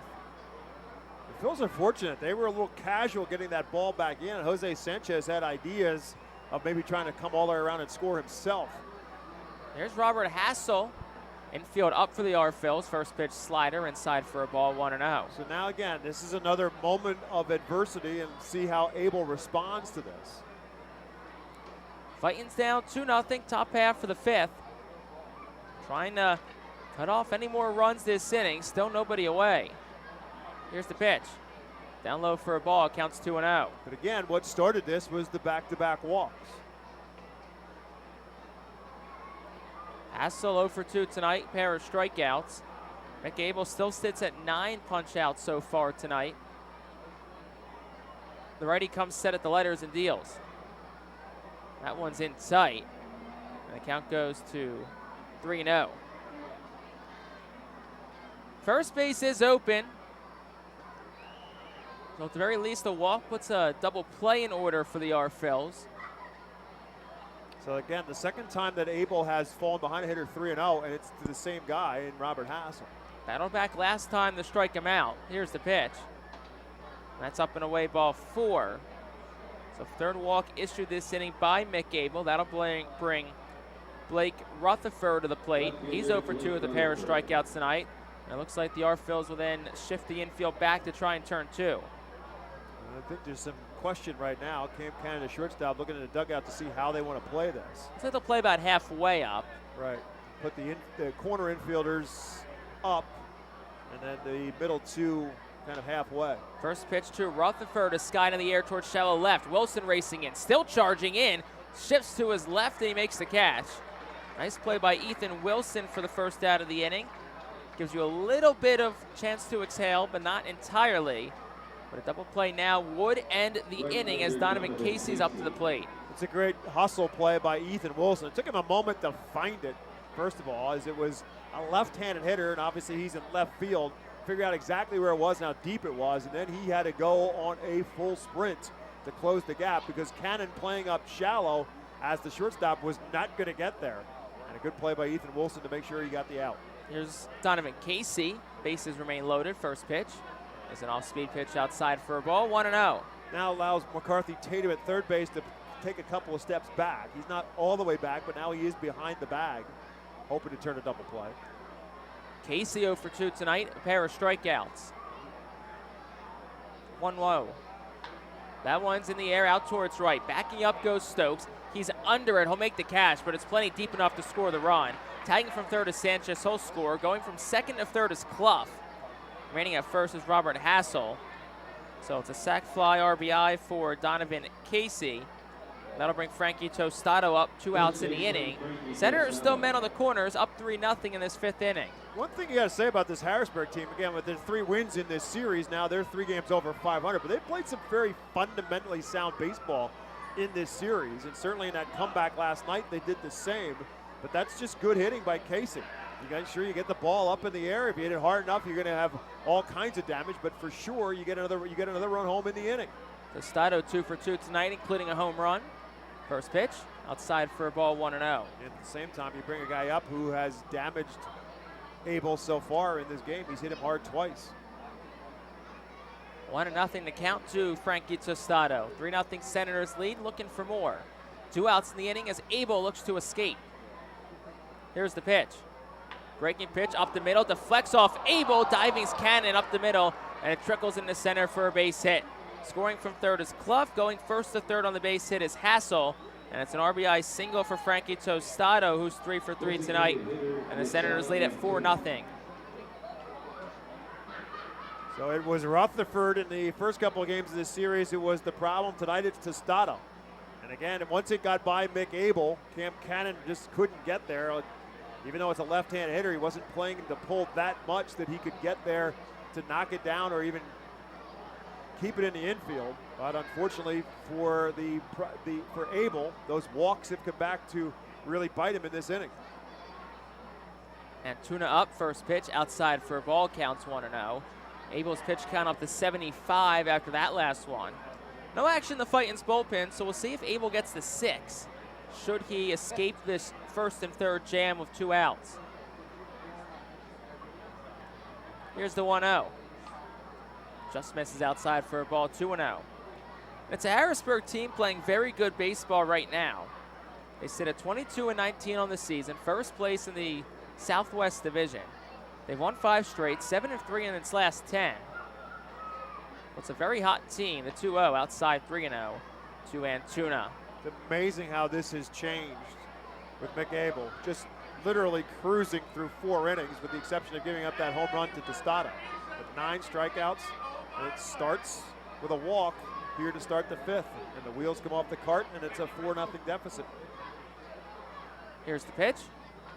Swing on, fouled back. So it's a green light on 3-0 for Antuna. Counts 3-1. Also is action in the Fightin Phillies bullpen now. Andrew Schultz up and throwing. But just getting loose right now as his bullpen catcher Herbert Iser remains standing. So still presumably Abel's inning to get out of. 3-1 the count, 2 outs to Antuna. Men on the corners. Abel set at the letters. Here's the pitch. Down the chute for a called strike. Count runs full. And Tostado stopped running thinking it was strike 3 and the inning was over, but it was only strike 2, and then he continued to jog the rest of the way to second base. So Tostado gets the stolen base on that one. 3-2, 2 outs. Abel set, deals the pitch.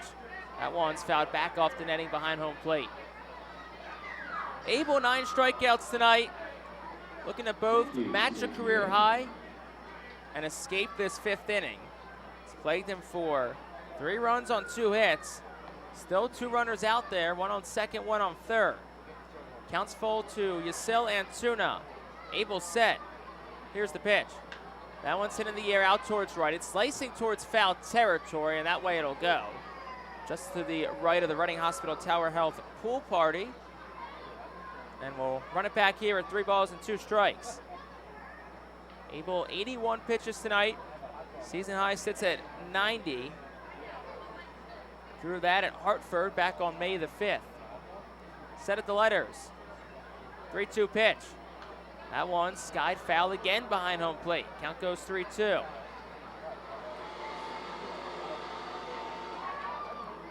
Abel looking to finish the inning and perhaps his night on a positive note. Trying to retire Yasiel Antuna. 3-2. That one dives inside, ball 4. Antuna will take the base.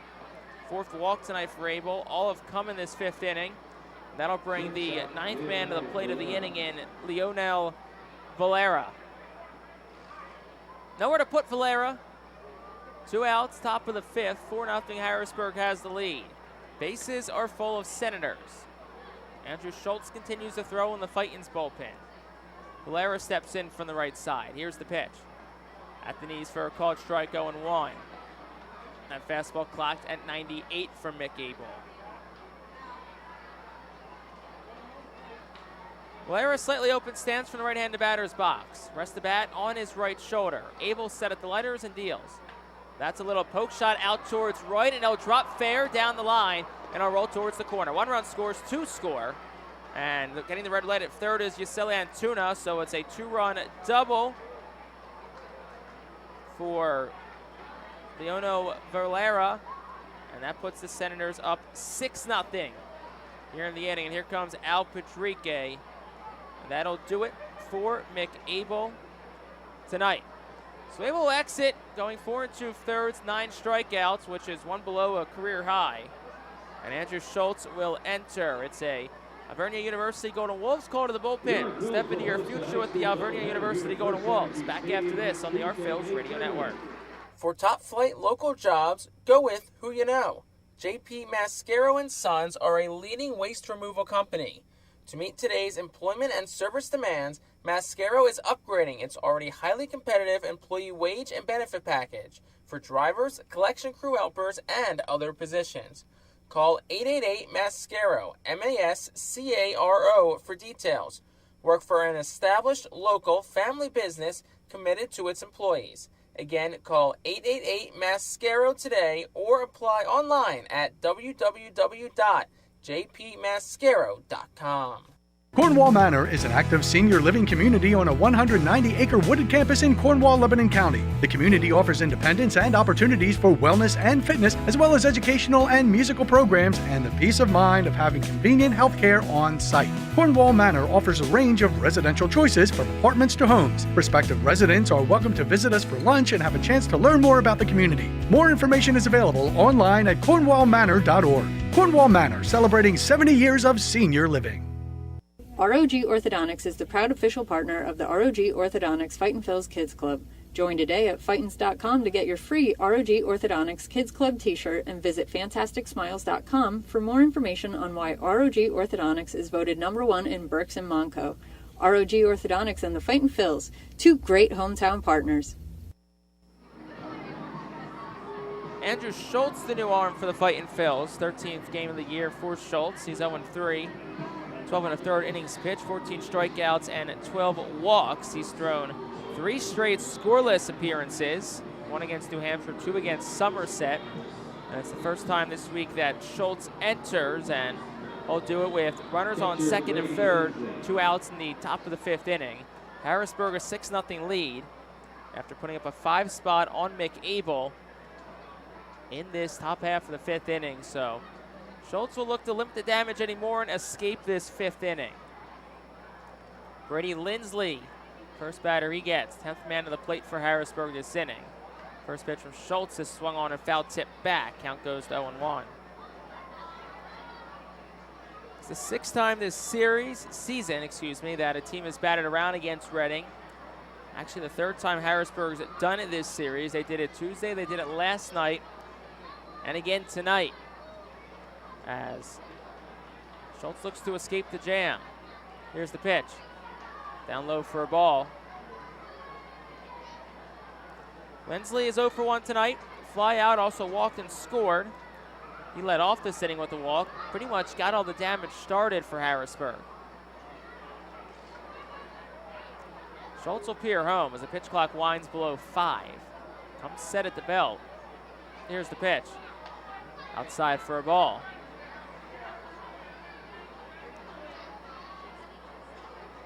Mick Abel, 4 2/3, 6 hits. 4 walks, 9 strikeouts. That 9 a season high. Can't close the line on him quite yet, though, as he's responsible for both runners on base. Next pitch is over for a called strike. Count goes 2-2.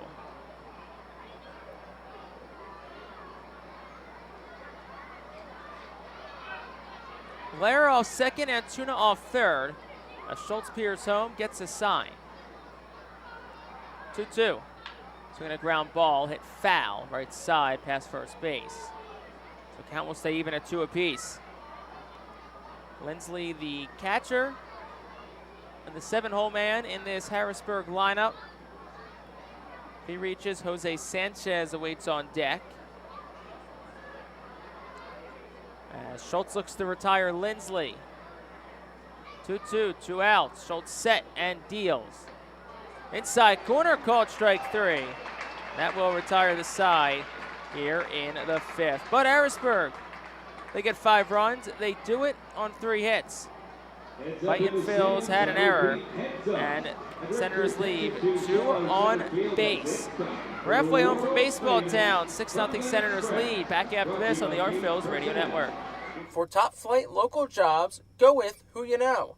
JP Mascaro & Sons are a leading waste removal company. To meet today's employment and service demands, Mascaro is upgrading its already highly competitive employee wage and benefit package for drivers, collection crew helpers, and other positions. Call 888-MASCARO, MASCARO, for details. Work for an established local family business committed to its employees. Again, call 888-MASCARO today or apply online at www.jpmascaro.com. Cornwall Manor is an active senior living community on a 190-acre wooded campus in Cornwall, Lebanon County. The community offers independence and opportunities for wellness and fitness, as well as educational and musical programs and the peace of mind of having convenient health care on site. Cornwall Manor offers a range of residential choices from apartments to homes. Prospective residents are welcome to visit us for lunch and have a chance to learn more about the community. More information is available online at cornwallmanor.org. Cornwall Manor, celebrating 70 years of senior living. ROG Orthodontics is the proud official partner of the ROG Orthodontics Fightin Phillies Kids Club.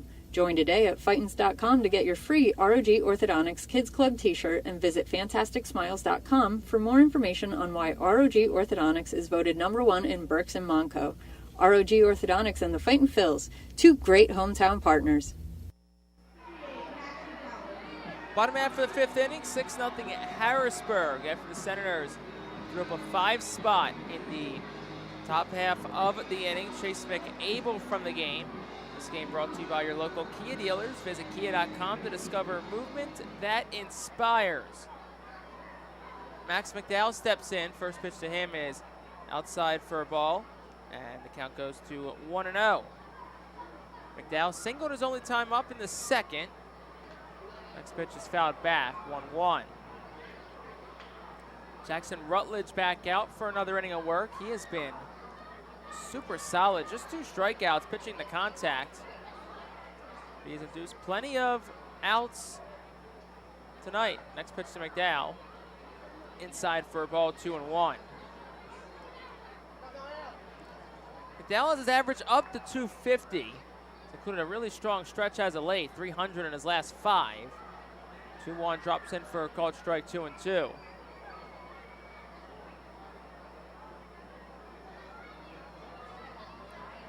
McDowell, who Batch from the right side takes the pitch upstairs for a ball 3-2. So it looks like 4 2/3, 6 hits, 6 runs, all earned to Mick Abel. 4 walks, 9 strikeouts. Through 85 pitches, 53 of them for strikes. Here's the pitch. Dribbler towards the middle, charging his Clough from second. He had it played perfectly, and McDowell's retired. First out of the inning, and here comes McCarthy Tatum. Rutledge is very, very solid tonight. Only the 2 strikeouts, but he's induced a lot of ground balls and some pop-ups. Been in command and had to sit for a while during that long inning. So see how he responds to a long sit-down in between innings. But, you know, if they're going to give you 5 runs, well, we'll take that. I'll take a sit-down for a little while if they're going to give you a 5 spot. First pitch to Tatum is in there for a called strike 0-1. Rutledge incredibly efficient tonight. That last pitch just number 53 on the evening for him. 0-1. Down low for a ball 1-1. And you only have the 2 strikeouts and you haven't walked your batter. That's how you keep your pitch count down. You reduce contact.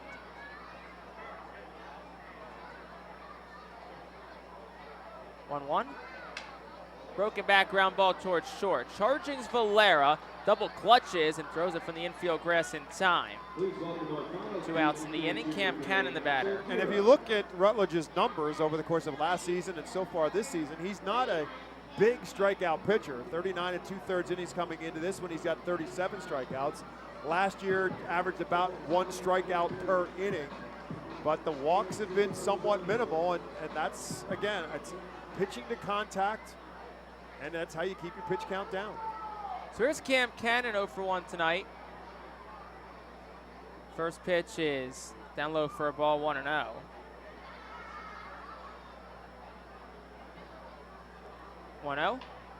Foul ball off the foot of Cam Cannon. You don't necessarily expect that when you see someone the size of Jackson Rutledge at 6'8", 250. You expect that he's going to be a pitcher that's going to try to overpower you, but it's somewhat of a lost art in the game of baseball today where everybody wants pitchers who can overpower people. 1-1. Cannon slaps it towards short. High chopper for Valera. He'll throw on the run from the grass again and retire Cannon to end the inning. 5 straight sent down by Jackson Rutledge. We played 5. To the 6th we go. 6-0 Harrisburg on the Our Phillies Radio Network. Cornwall Manor is an active senior living community on a 190-acre wooded campus in Cornwall, Lebanon County. The community offers independence and opportunities for wellness and fitness, as well as educational and musical programs, and the peace of mind of having convenient health care on site. Cornwall Manor offers a range of residential choices from apartments to homes. Prospective residents are welcome to visit us for lunch and have a chance to learn more about the community. More information is available online at cornwallmanor.org. Cornwall Manor, celebrating 70 years of senior living. Our Phils fans can continue to expect great performances all season long on the Burke's Commercial Roofing stage. It's the home of great local talent, including the Our Phils mascot band. Burke's Commercial Roofing prides itself on being a locally owned and operated company that puts an emphasis on customer service.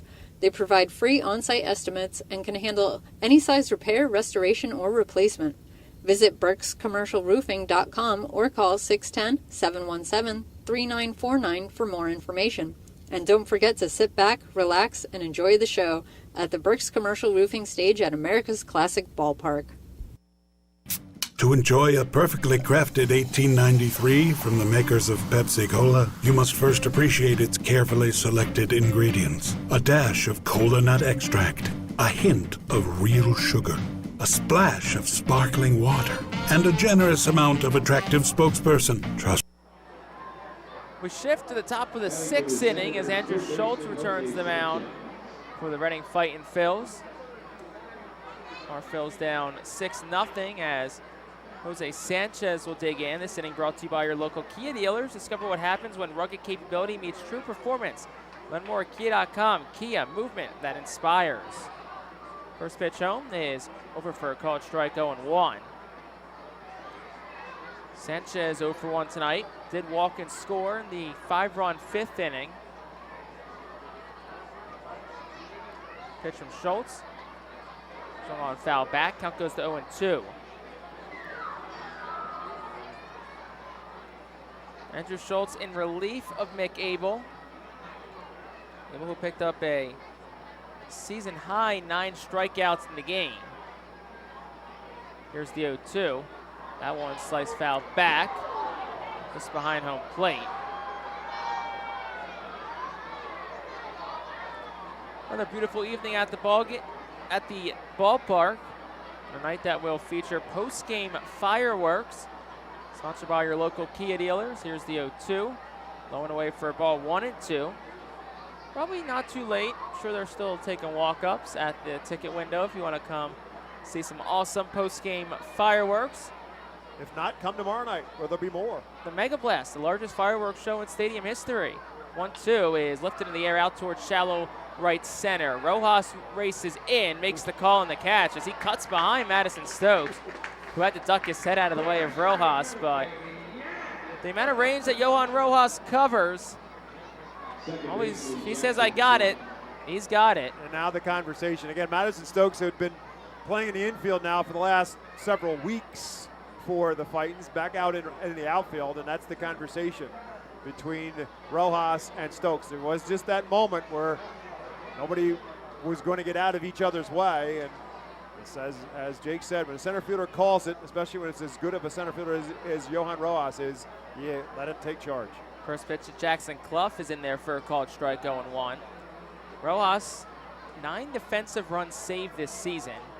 That ranks tied for first amongst all minor league center fielders. Here's the pitch, swinging a line drive towards the middle, and it splits the gap for a base hit. Going for second is Clough. Here's the throw from Rojas. It is in time. Johan Rojas, you were saying, says, don't test my cannon. Good tag applied by Cam Cannon as well. And an interesting decision there by Jackson Clough. Of course, you're up by 6 runs, and he has just lit it up with the bat over the course of the last 2 nights. But it was in the gap, and Rojas does get over, cut it off, and then just fires one into second base. Third applies the tag. Third outfield assist of the season for Rojas. First pitch upstairs for a ball to Robert Hassel III. Rojas has a strong arm in center. As many scouts say, Rojas defensively is major league ready. Here's the 1-0. Down low for a ball, 2-0. We get to watch him every day, and there's no question about it. He's got tremendous range. He reads the ball off the bat exceptionally well, has the throwing arm. It's only the bat. He's obviously got tremendous speed as well. Consistency with the bat is all he needs. 2-0. Outside corner for a called strike, 2-1.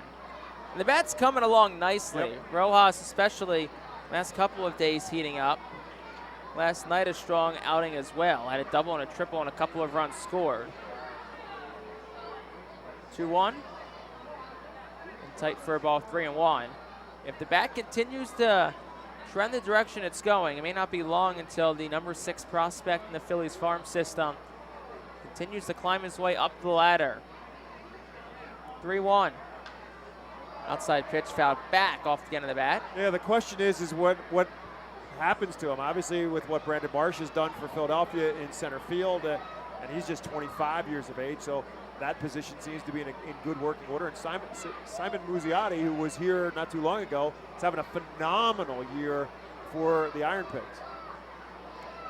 Muzziotti, who had a cup of coffee with the Phillies last season. Bob said, excellent start to the year with Lehigh Valley. 3-2 to Hassel. And tight ball 4, so he'll walk for the second straight at bat. First walk issued by Andrew Schultz comes with 2 outs as Blake Rutherford up to the plate for the Senators here in this top half of the 6th inning where Harrisburg leads at 6-0.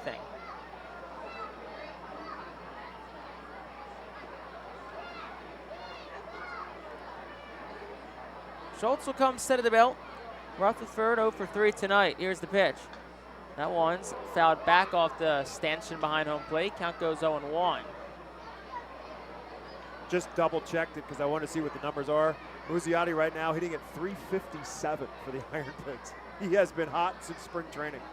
Handful of Iron Pigs playing really good baseball right now. Muzziotti, of course. Here's the pitch. Upstairs for a ball, 1-1. Lehigh Valley battling with the Buffalo Bisons this week. Taylor Lehman, of course, recently called up. to Lehigh Valley earlier this week. 1-1. Off the end of that foul. Count goes to 1-2. Jake Cave, who started the year on the big league roster for the Phillies, was then sent down to Lehigh Valley, has certainly made the most of that opportunity. He's swinging a good bat. If an opportunity opens up with the Phillies, could see Cave back in their lineup eventually. 1-2. One away for a ball. 2-2 to the lefty, Rutherford.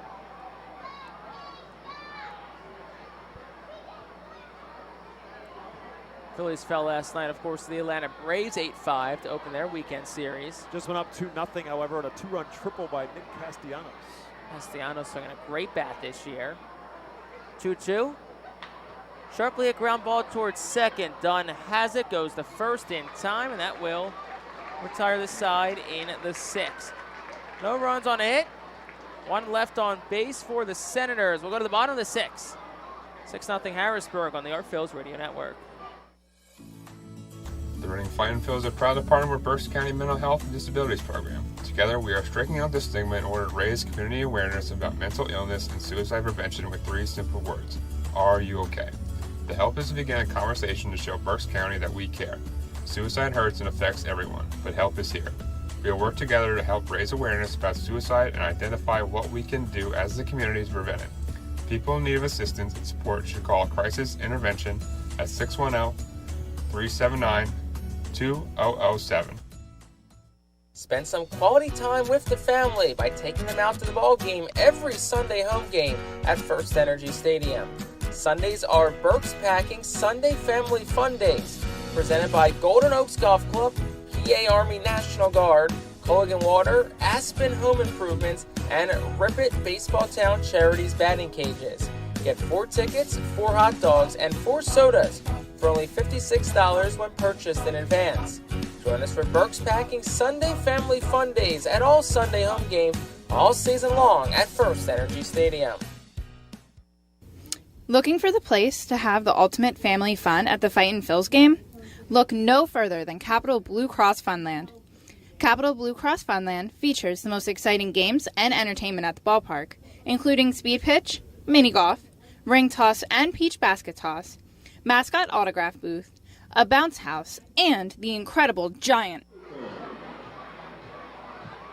Bottom of the 6th inning, 6-0 Harrisburg still has the lead over the Reading Fightin' Phillies. Jake Starr, Bob McCool. Thanks for joining us here on the Art Phillies Radio Network. Post-game fireworks featured tonight, thanks to your local Kia dealers, the sponsor of tonight's ball game. Top of the lineup, up for the Art Phillies. Stokes steps in. First pitch outside for a ball from Jackson Rutledge. Rutledge, who has been phenomenal tonight. Zach Lingenfelter up throwing into Phil's bullpen. Pitch.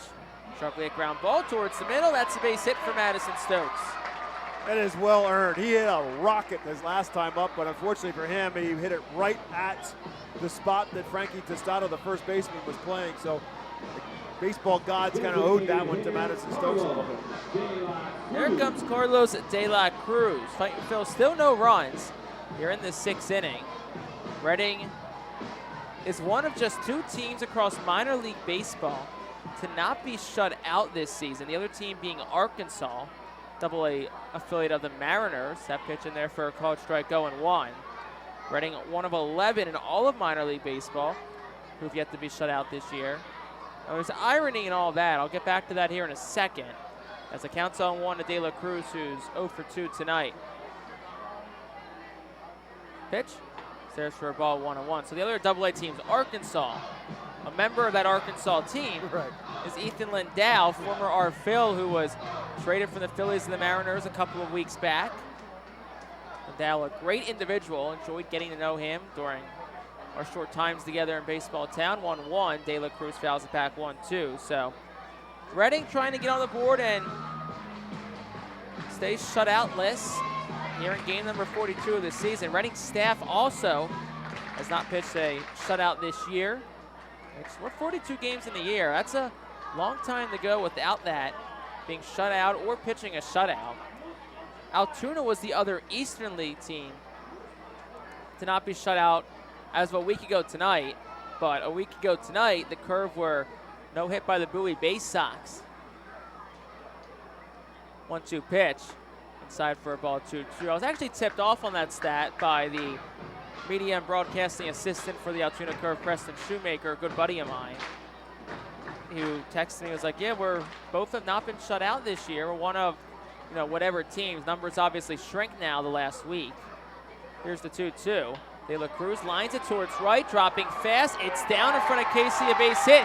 Going towards second, Stokes, and he'll beat the throw there as it gets under the glove of the shortstop Valera, backed up by Sanchez. So back-to-back base hits for the Phils as Johan Rojas comes up. But the irony of all that was, Preston then texts us after Altoona gets no hit by Bowie and says, I spent all that work doing all that digging to find all these shutout numbers, and then we proceed to get no hit the following night. That's what happens. So now you're going to try to use the reverse logic of speaking it into existence and end that shutout right here. Here's Johan Rojas, 1 for 2 tonight. First pitch to him. Upstairs, off the mid of the catcher, Lindsley, each batter up a bag. That'll put men on second and third on the wild pitch. It was up and in, and Rojas had to get out of the way of it, had to get his chin out of the way of that.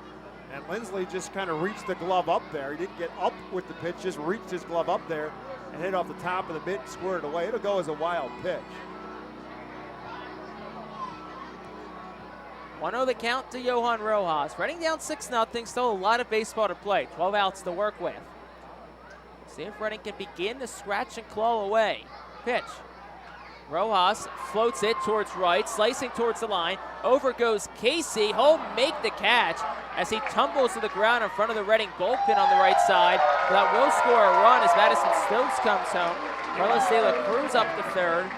So it's a 6-1 ball game on a sacrifice fly from Johan Rojas. See, you spoke it into existence and the shutout is gone. And that was going to be a run one way or another, whether Donovan Casey caught it or whether he did not. If he catches it, sacrifice fly on the RBI for Johan Rojas is 18th. If he doesn't, then 2 runs are going to score and Johan Rojas is going to be on third base. First pitch to Ethan Wilson outside for a ball, 1-0. Ethan Wilson 1 for 2 tonight. Single in the fourth was caught stealing in that frame as Rutledge comes set at the belt. Pitch. Upstairs 2-0 to Wilson. He said still a lot of baseball left, even though the Fightins are down 6-0, well 6-1 now. Especially with this offense. Again, they've led the Eastern League in hitting just about from the beginning of the season. They can produce runs. That has not been an issue. 2-0. Wilson, green light, fouls it back 2-1. Very competitive at bats, especially this inning too, from Stokes, De La Cruz, Rojas, and now Wilson. It's a team that, for the most part, doesn't go down quickly at the plate. Lots of quality at bats so far this season. Rutledge sets the deal. Here it is. Wilson skies in the air towards shallow left. Racing in the left fielder, Rutherford. Back goes the shortstop, Valera, and it's down for a base hit. Drops in the Bermuda Triangle. Carlos De La Cruz scores. Wilson in the second. That's going to be a double for Ethan Wilson, and it's 6-2. I mentioned how fundamentally sound Harrisburg has been playing, and it all unraveled on that play. You said the Bermuda Triangle. Somebody should have caught that. It didn't. On top of that, Rutherford threw it home, and Carlos De La Cruz was going to score easily once that ball hit the ground. He complicated the mistake, and he allowed Ethan Wilson to move up to second base. So Wilson credited with the double and an RBI as Valera, the shortstop, Sanchez, the third baseman, and Rutherford all race towards the ball. Nobody seemed to get it, and now Valera and Sanchez, the short and third baseman, respectively, having a bit of a conversation as pitching coach Joel Hanrahan comes out for a mound visit to just settle down Jackson Rutledge, who, like we said, has been so good through 5, but seems to be struggling a bit here in the 6th.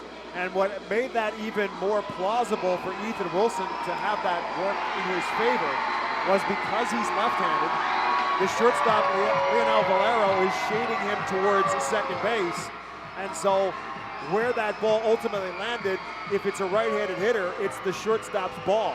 But because he was over so far, he simply could not get there in time.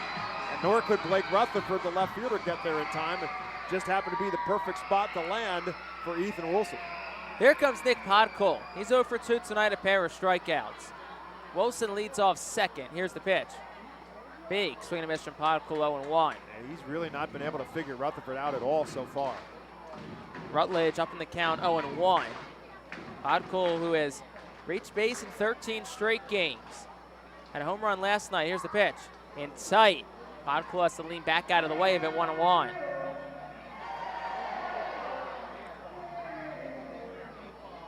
Podkul, a 13-game on-base streak. De La Cruz with his hit. Now up to 13 games. 1-1. That one's fouled back 1-2. Reading season high on-base streak last year was 21 games from now member of the Angels organization, Logan O'Hoppe. O'Hoppe was traded in the Brandon Marsh trade a season ago. Here's the pitch. Podkul, swing and a miss. Does hit the dirt, and the catcher Lindsley able to get the tag on him. So the third strikeout tonight for Nick Podkul. All the strikeouts tonight for Rutledge have been on Podkul. And here comes Oliver Dunn. As I said, Podkul just hasn't been able to figure Rutherford out at all. The only 3 strikeouts he has been Nick Podkul, and he has not made him look good at all on any of them. So Oliver Dunn 0 for 2 tonight. Trying to find some green grass and cut this deficit in half as the Arphels are down 6-2. First pitch inside for a ball, 1-0. Ethan Wilson leads off second. He had an RBI double on a ball that dropped in shallow left field. 2 runs have scored this inning for Reading, Stokes and De La Cruz. Rutledge set at the belt. Here's the pitch. Up and away for a ball. Count goes 2-0 to Dunn. Donovan Casey in right field for Harrisburg is very shallow and actually took a half a step up as that pitch was being delivered by Rutherford. Dunn has pop. See if he gets the green light here on 2-0. The pitch. Outside ball 3. Looks like, just from a quick glance down, Dunn likely the red light on 3-0. Al Padrique gave the universal red light symbol, at least from what I've picked up my years of watching baseball. Did a little just finger wag. Rutledge will step off. Well, not the Dikembe Mutombo finger wag you were talking about earlier. Bit more low key. Less demonstrative. I picked that up watching Juan Samuel coach third for the Phillies a long time ago. 3-0 to Dunn. Takes it at the letters for a called strike 3-1. So now a hitter's count, but still a great count for Dunn. You're still looking 1 pitch, 1 spot. To lefty Oliver Dunn, 2 outs in the inning. Here's the pitch. That gets the inside corner for a called strike 3-2. 2 outs in the inning, full count. Wilson off second. Reading down 6-2, bottom 6. Reading and Harrisburg both 7 hits apiece this evening. Rutledge set. Here's the pitch. Dunn hits it in the air well, out towards right. Casey going back. He's still going back. He's all twisted around, and it's gone! Off the rack train side, and Oliver Dunn does have some pop in his bat, and it's 6-4 Reading. They cut the deficit to 2 runs. Harrisburg still leads. As I said, Donovan it doesn't matter because that one cleared the fences, but it was awful close to hitting the top of the fence, but Casey was just way too shallow for a guy with Oliver Dunn's power.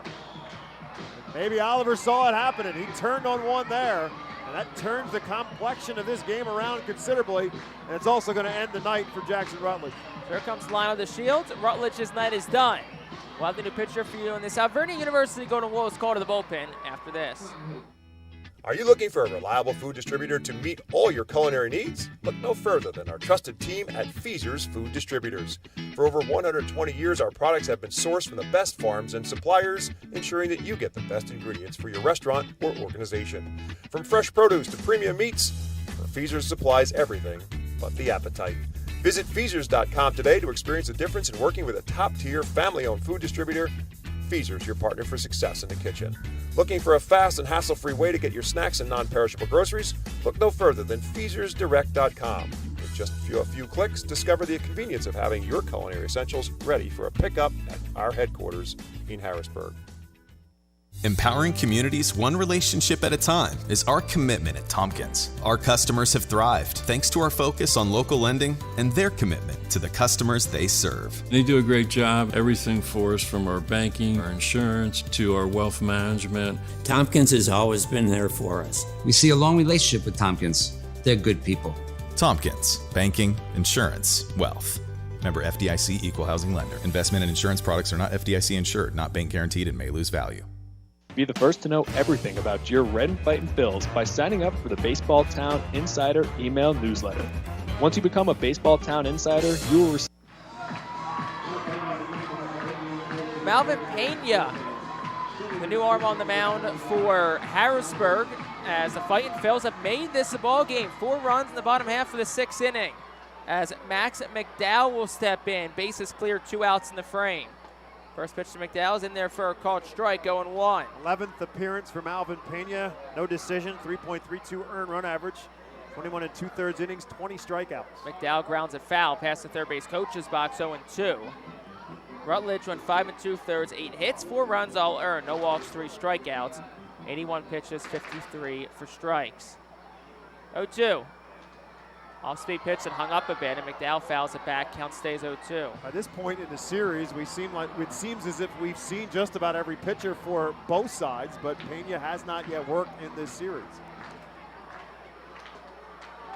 0-2. McDowell swings and misses. Pitch got away from the catcher Lindsley, but he applies the tag to McDowell, and that will retire the side. Here in the 6th, but the Fightin' Phils are back in it. 4 runs on 4 hits. They leave nobody on base. We'll go to the 7th, 6-4 Harrisburg on the Our Phils Radio Network. Are you looking for a reliable food distributor to meet all your culinary needs? Look no further than our trusted team at Feaser's Food Distributors. For over 120 years, our products have been sourced from the best farms and suppliers, ensuring that you get the best ingredients for your restaurant or organization. From fresh produce to premium meats, Feaser's supplies everything but the appetite. Visit Feasers.com today to experience the difference in working with a top-tier, family-owned food distributor. Feasers, your partner for success in the kitchen. Looking for a fast and hassle-free way to get your snacks and non-perishable groceries? Look no further than FeasersDirect.com. With just a few clicks, discover the convenience of having your culinary essentials ready for a pickup at our headquarters in Harrisburg. Empowering communities one relationship at a time is our commitment at Tompkins. Our customers have thrived thanks to our focus on local lending and their commitment to the customers they serve. They do a great job, everything for us from our banking, our insurance, to our wealth management. Tompkins has always been there for us. We see a long relationship with Tompkins. They're good people. Tompkins, banking, insurance, wealth. Member FDIC Equal Housing Lender. Investment and insurance products are not FDIC insured, not bank guaranteed, and may lose value. Be the first to know everything about your Red and Fightin' Phils by signing up for the Baseball Town Insider email newsletter. Once you become a Baseball Town Insider, you will receive breaking news about Fightin's promotions, including giveaways and guest appearances, special events, exclusive offers, and discounts on tickets and merchandise, just for being a Baseball Town Insider. Visit Fightins.com to sign up for this free email newsletter.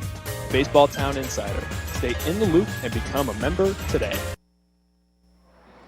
Top of the 7th, it's a new ball game, and both teams have officially turned to the bullpen down the stretch. I'll turn things back over to Bob McCool, who's more on the new pitcher for the Our Phils. That'll be Zach Lingenfelter as the Phils make the Alverna University Golden Wolves call to the bullpen to bring in Lingenfelter, and his first pitch swinging is Donovan Casey's slow roller. Lingenfelter will be tested and passed that test as he fires a heater to Nick Podkol at first base for the first out on the first pitch, thrown by Lingenfelter. So 1 up, 1 down here in the 7th, as the Phils trying to flip the script from what happened a night ago when Reading built a 5-2 lead going into the 9th inning, only to see that evaporate on the 7-run 9th inning for the Senators. So the Phils down 6-0 in this one, have cut it to 6-4 here as we head into the 7th inning. Man in the middle of all of it has been the guy at the plate right now, Frankie Tostado. 3 hits on the night, including a solo home run off of Mick Abel in the 4th and a single and an RBI in a 5-run 5th inning. And Lingenfelter's first pitch is a ball. The second one almost hit Tostado, went all the way to the backstop. So it's 2-0 to Frankie Tostado, who is now 5 for 14 in the series. He's hit a grand slam earlier in this series and now a solo home run tonight. So he's up to a team-leading 26 RBIs on the year. The 2-0 pitch is just a bit inside. Lingenfelter thought it was a strike. It is ball 3 instead.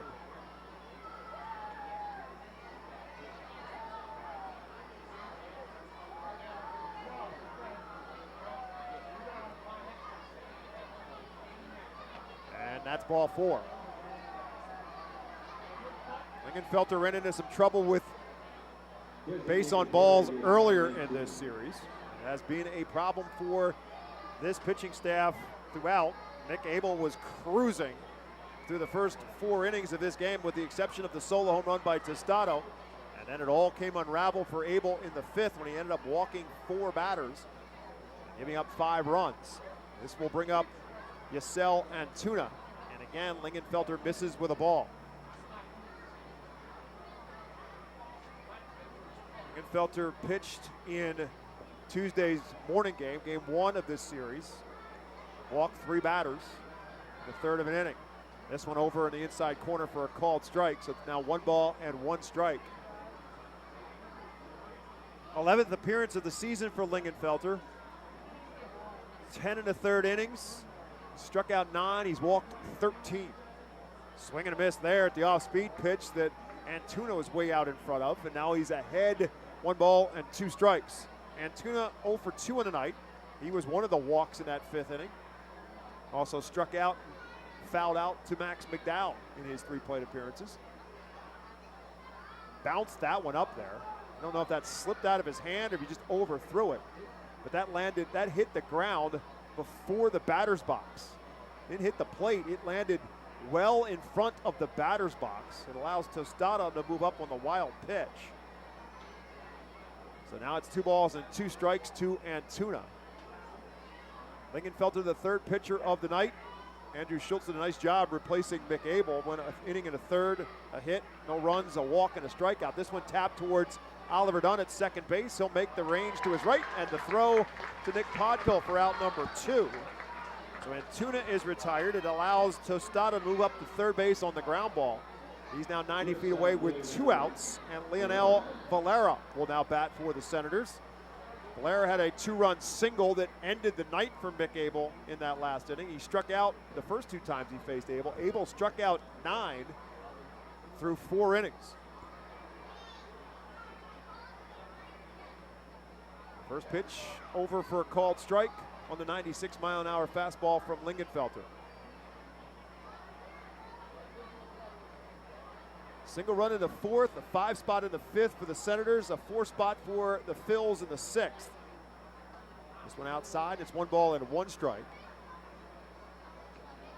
Great crowd on hand. Get fireworks to follow in this one, fireworks to follow tomorrow night, a Mega Blast firework after Saturday night's game, and then Sunday, the Philly Fanatic will be here to entertain the crew. 1 ball and 1 strike. Pitch over at the letters for a called strike 2. Tickets are available at 610-370-BALL or order online at rphils.com. With tonight's crowd, the Fightins will go over 100,000. I think it's safe to say at this. You think we're over 3,000 tonight? I think so. I think so. I think we're safely over 3,000 without even having to turn my head. We're over 3,000. That's Let's look one direction. Exactly correct. 1 ball and 2 strikes. Just a bit outside is 2-0. Character pool is full. Seidel Auto Deck is full. Both grandstands are full. Blue and green box seats filled up really nicely tonight, too. Zach Lingenfelter trying to give him something to cheer about here with 2 balls and 2 strikes and 2 outs in the top half of the 7th inning. This one lifted into straightaway center field. Johan Rojas will drift to his left. He'll make the catch, and that'll do it for the Senators in the 7th. No runs, no hits, no errors, 1 left. 7th inning stretch time at America's Classic Ballpark. Harrisburg 6, Reading 4. Nursing home neglect is a serious problem. If you or a loved one has suffered from bed sores obtained in a nursing home or a fall down in a nursing home resulting in a fracture, our friends at Swartz Culleton can help. Call the attorneys at Swartz Culleton for a free consultation. Their phone number is 1-800-JUSTICE. That's 1-800-587-8423. Once again, call 1-800-JUSTICE today. Swartz Culleton is a proud sponsor of the Reading Fightin' Phils. International Fireworks is the official fireworks provider of the Phillies. International Fireworks shoots every fireworks show throughout the season, including 8 Mega Blast fireworks shows. International Fireworks also provides the pregame fireworks after the national anthem at each game. International Fireworks has a nearby retail store in Douglasville, Pennsylvania, where you can purchase all of your fireworks. Visit fireworksareus.com for more information about the International Fireworks retail store in Douglasville. Thanks again to International Fireworks, the official fireworks provider of the Phillies.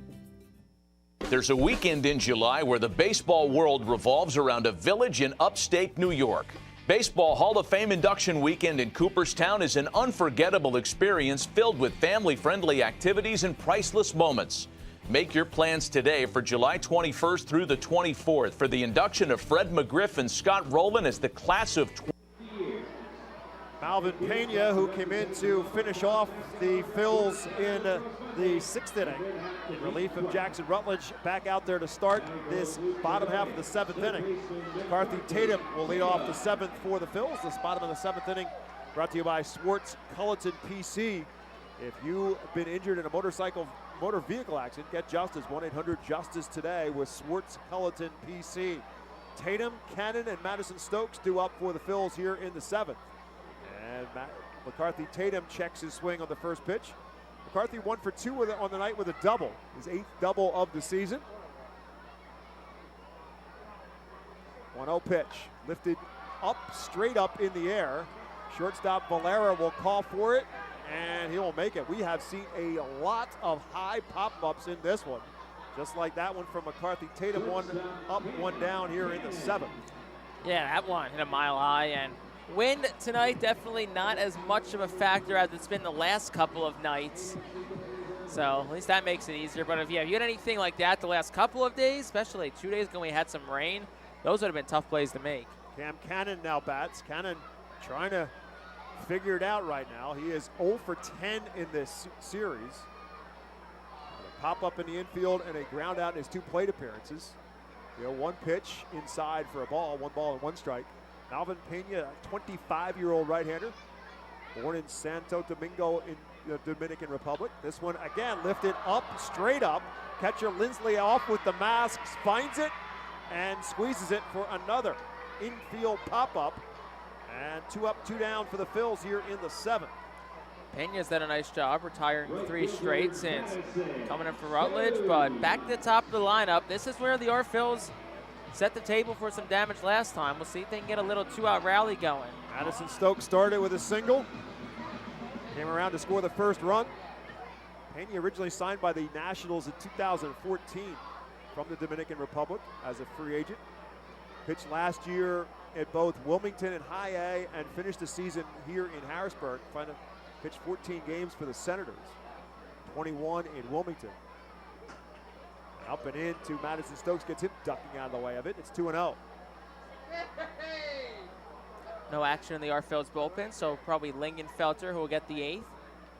2-0 to Stokes. Fouled out of play.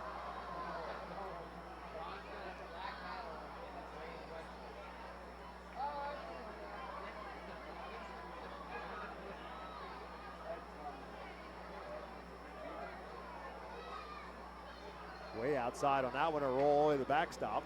So now it's 3 balls and a strike to Madison Stokes.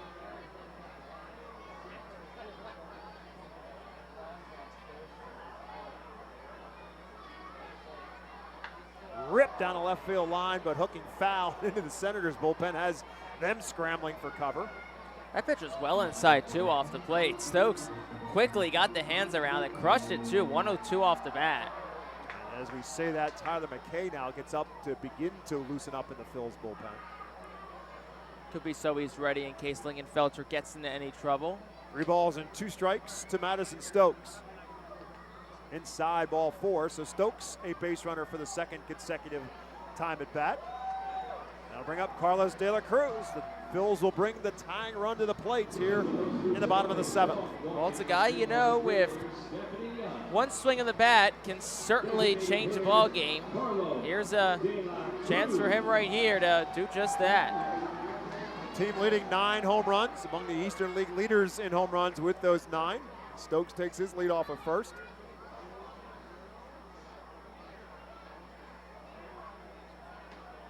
Catches the outside corner with a fastball, and it's no balls and a strike to De La Cruz. Carlos singled in that last inning, 1 for 3 on the night.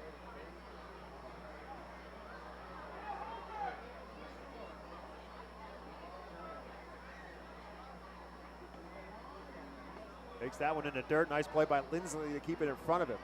I think the most impressive part of the last couple of innings as the Phillies have been battling back has been the discipline of the at-bats. You can get out there, want to be jumpy, and try and change the game of one swing, but they're being patient and waiting for their pitches. Pena from the stretch. De La Cruz fouls that one out of play. De La Cruz and his good buddy in the on-deck circle, Johan Rojas.